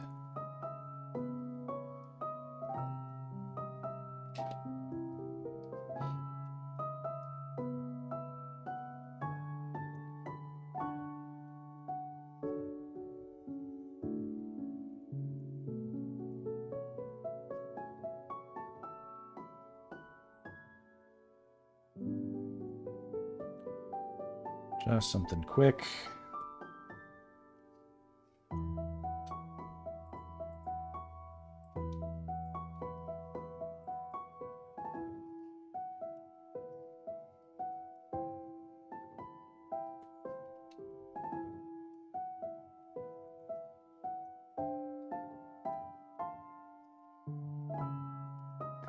I keep looking over at the email and the Slack, the app they use for the company, and it's just quiet.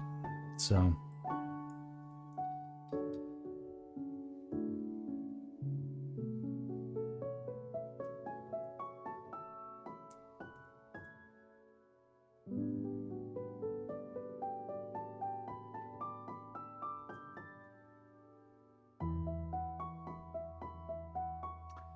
there's no emails or texts coming through that I need to be aware of, or that's amazing. It's like a free day, half a free day at this point.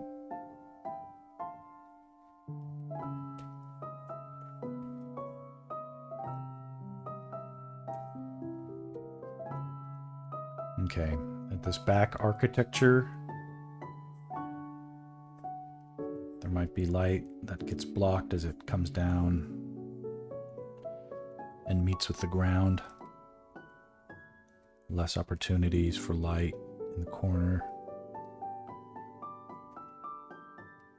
Side plane here, maybe, where that recedes.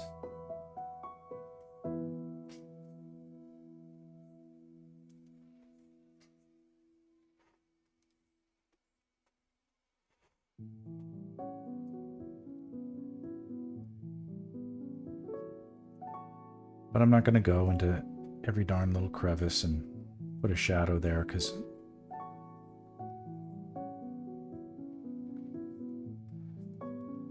it's all going to get obliterated by the major dominant light source of the fire, just completely obscuring everything.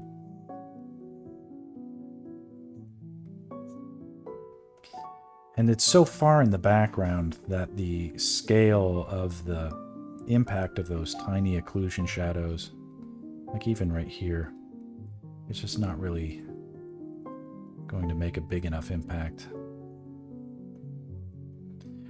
Or if I, doing them is one thing, but like expecting it to be something that makes a big difference is, I don't have that expectation.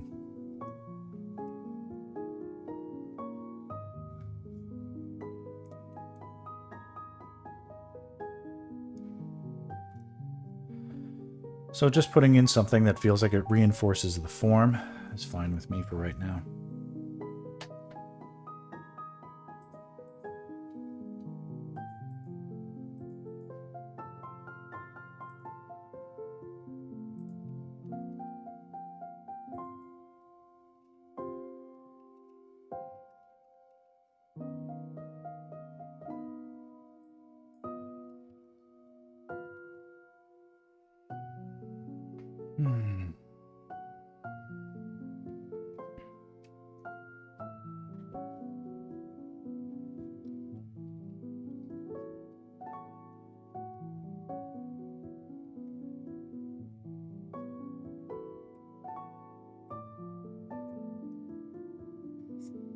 I feel bad, like I bait and switched everybody because I promised it would be a short stream, and now it's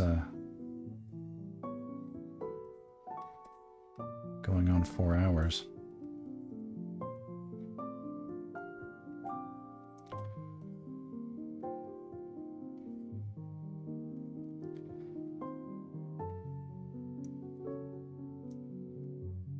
It's like saying, yeah, let's hang out. And then, like, the person literally moves into your home. And you're like, what?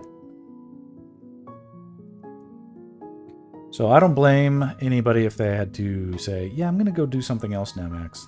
Thanks for the extra long stream.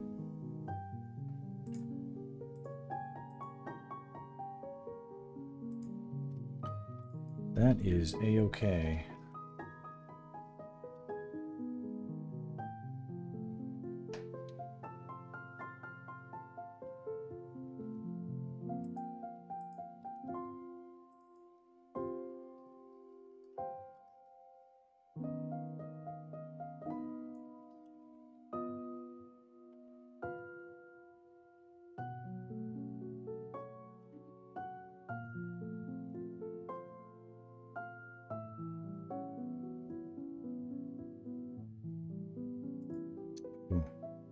I need to shade these rocks.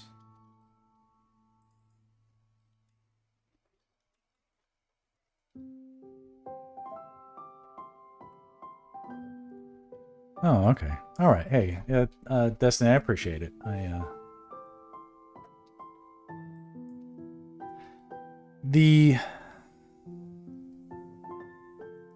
Oh, cool. Yeah. Chat, discuss amongst yourselves. Actually, I'm curious what you're programming too. But the program in peace. Don't feel the need to work away and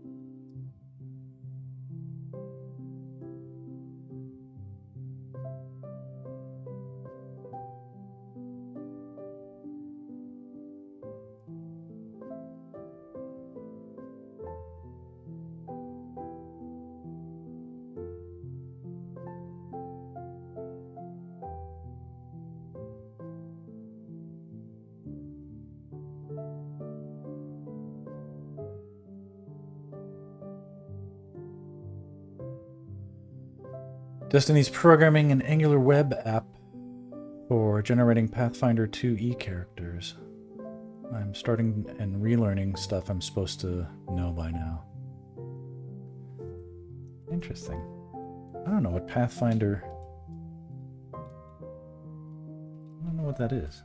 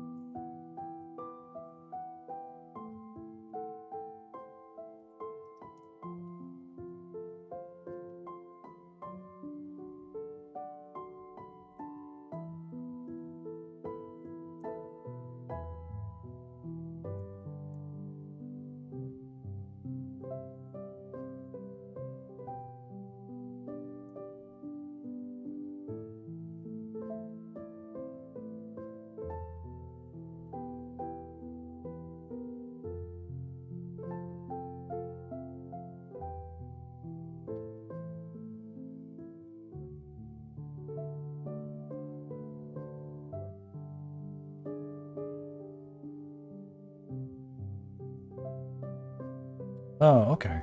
Tabletop RPG.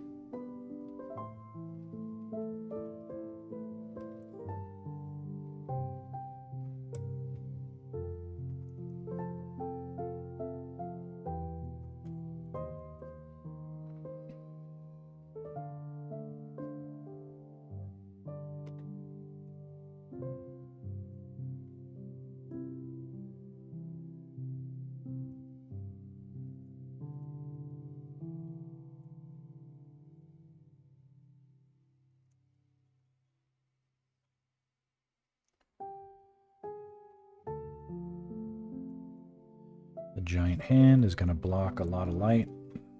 It's underneath it. The giant statue is going to block a lot of the light that is around it. There's another pillar here that is definitely mostly off screen, but it blocks light. That's gonna look rad. Love that. Oh, I'm a genius. Oh, genius.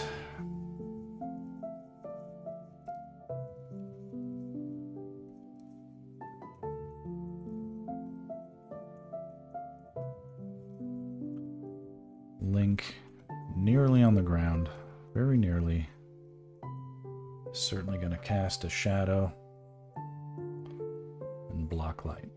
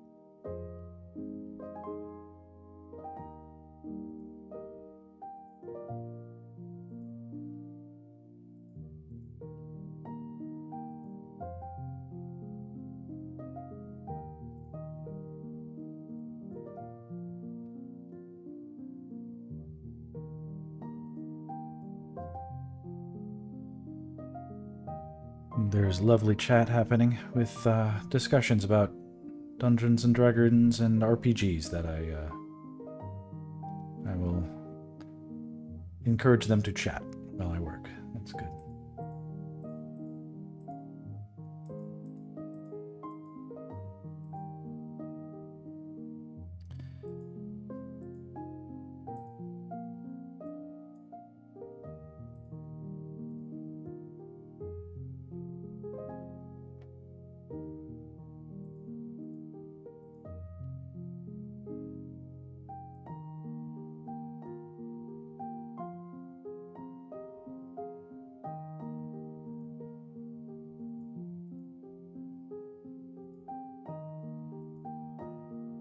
Okay, that looks good.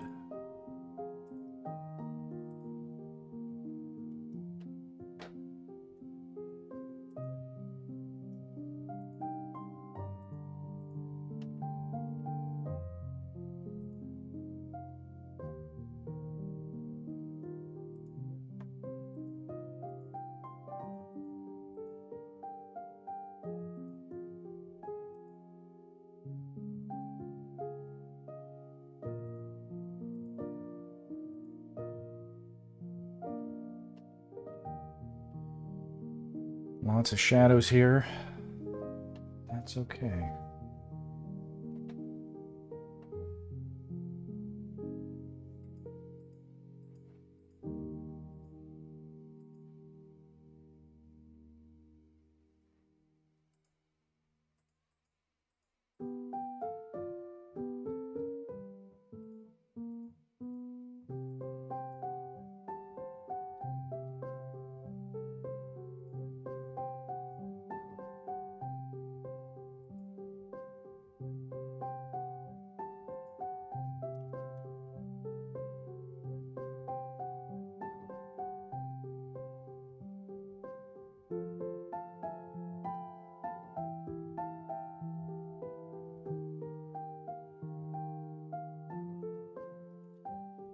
It is a little. I'm just going to chime in to say, like Joe Manganiello, being a D&D guy, and or it's like, because you look at some people, as you look at them, you're like, that guy doesn't strike me as the type. But then you got to remember, everybody in a movie is just a grown-up theater kid, right? So it's not. I'm talking beyond my expertise here. I'm stepping away 2 seconds to remind my son he needs to get dressed to get into the car soon. We're gonna pick up my daughter. In literally, I'm probably actually just gonna have to. I'm gonna give him a 1-minute warning. I'll come back. I'll save things out. Because my kid is getting out of school soon.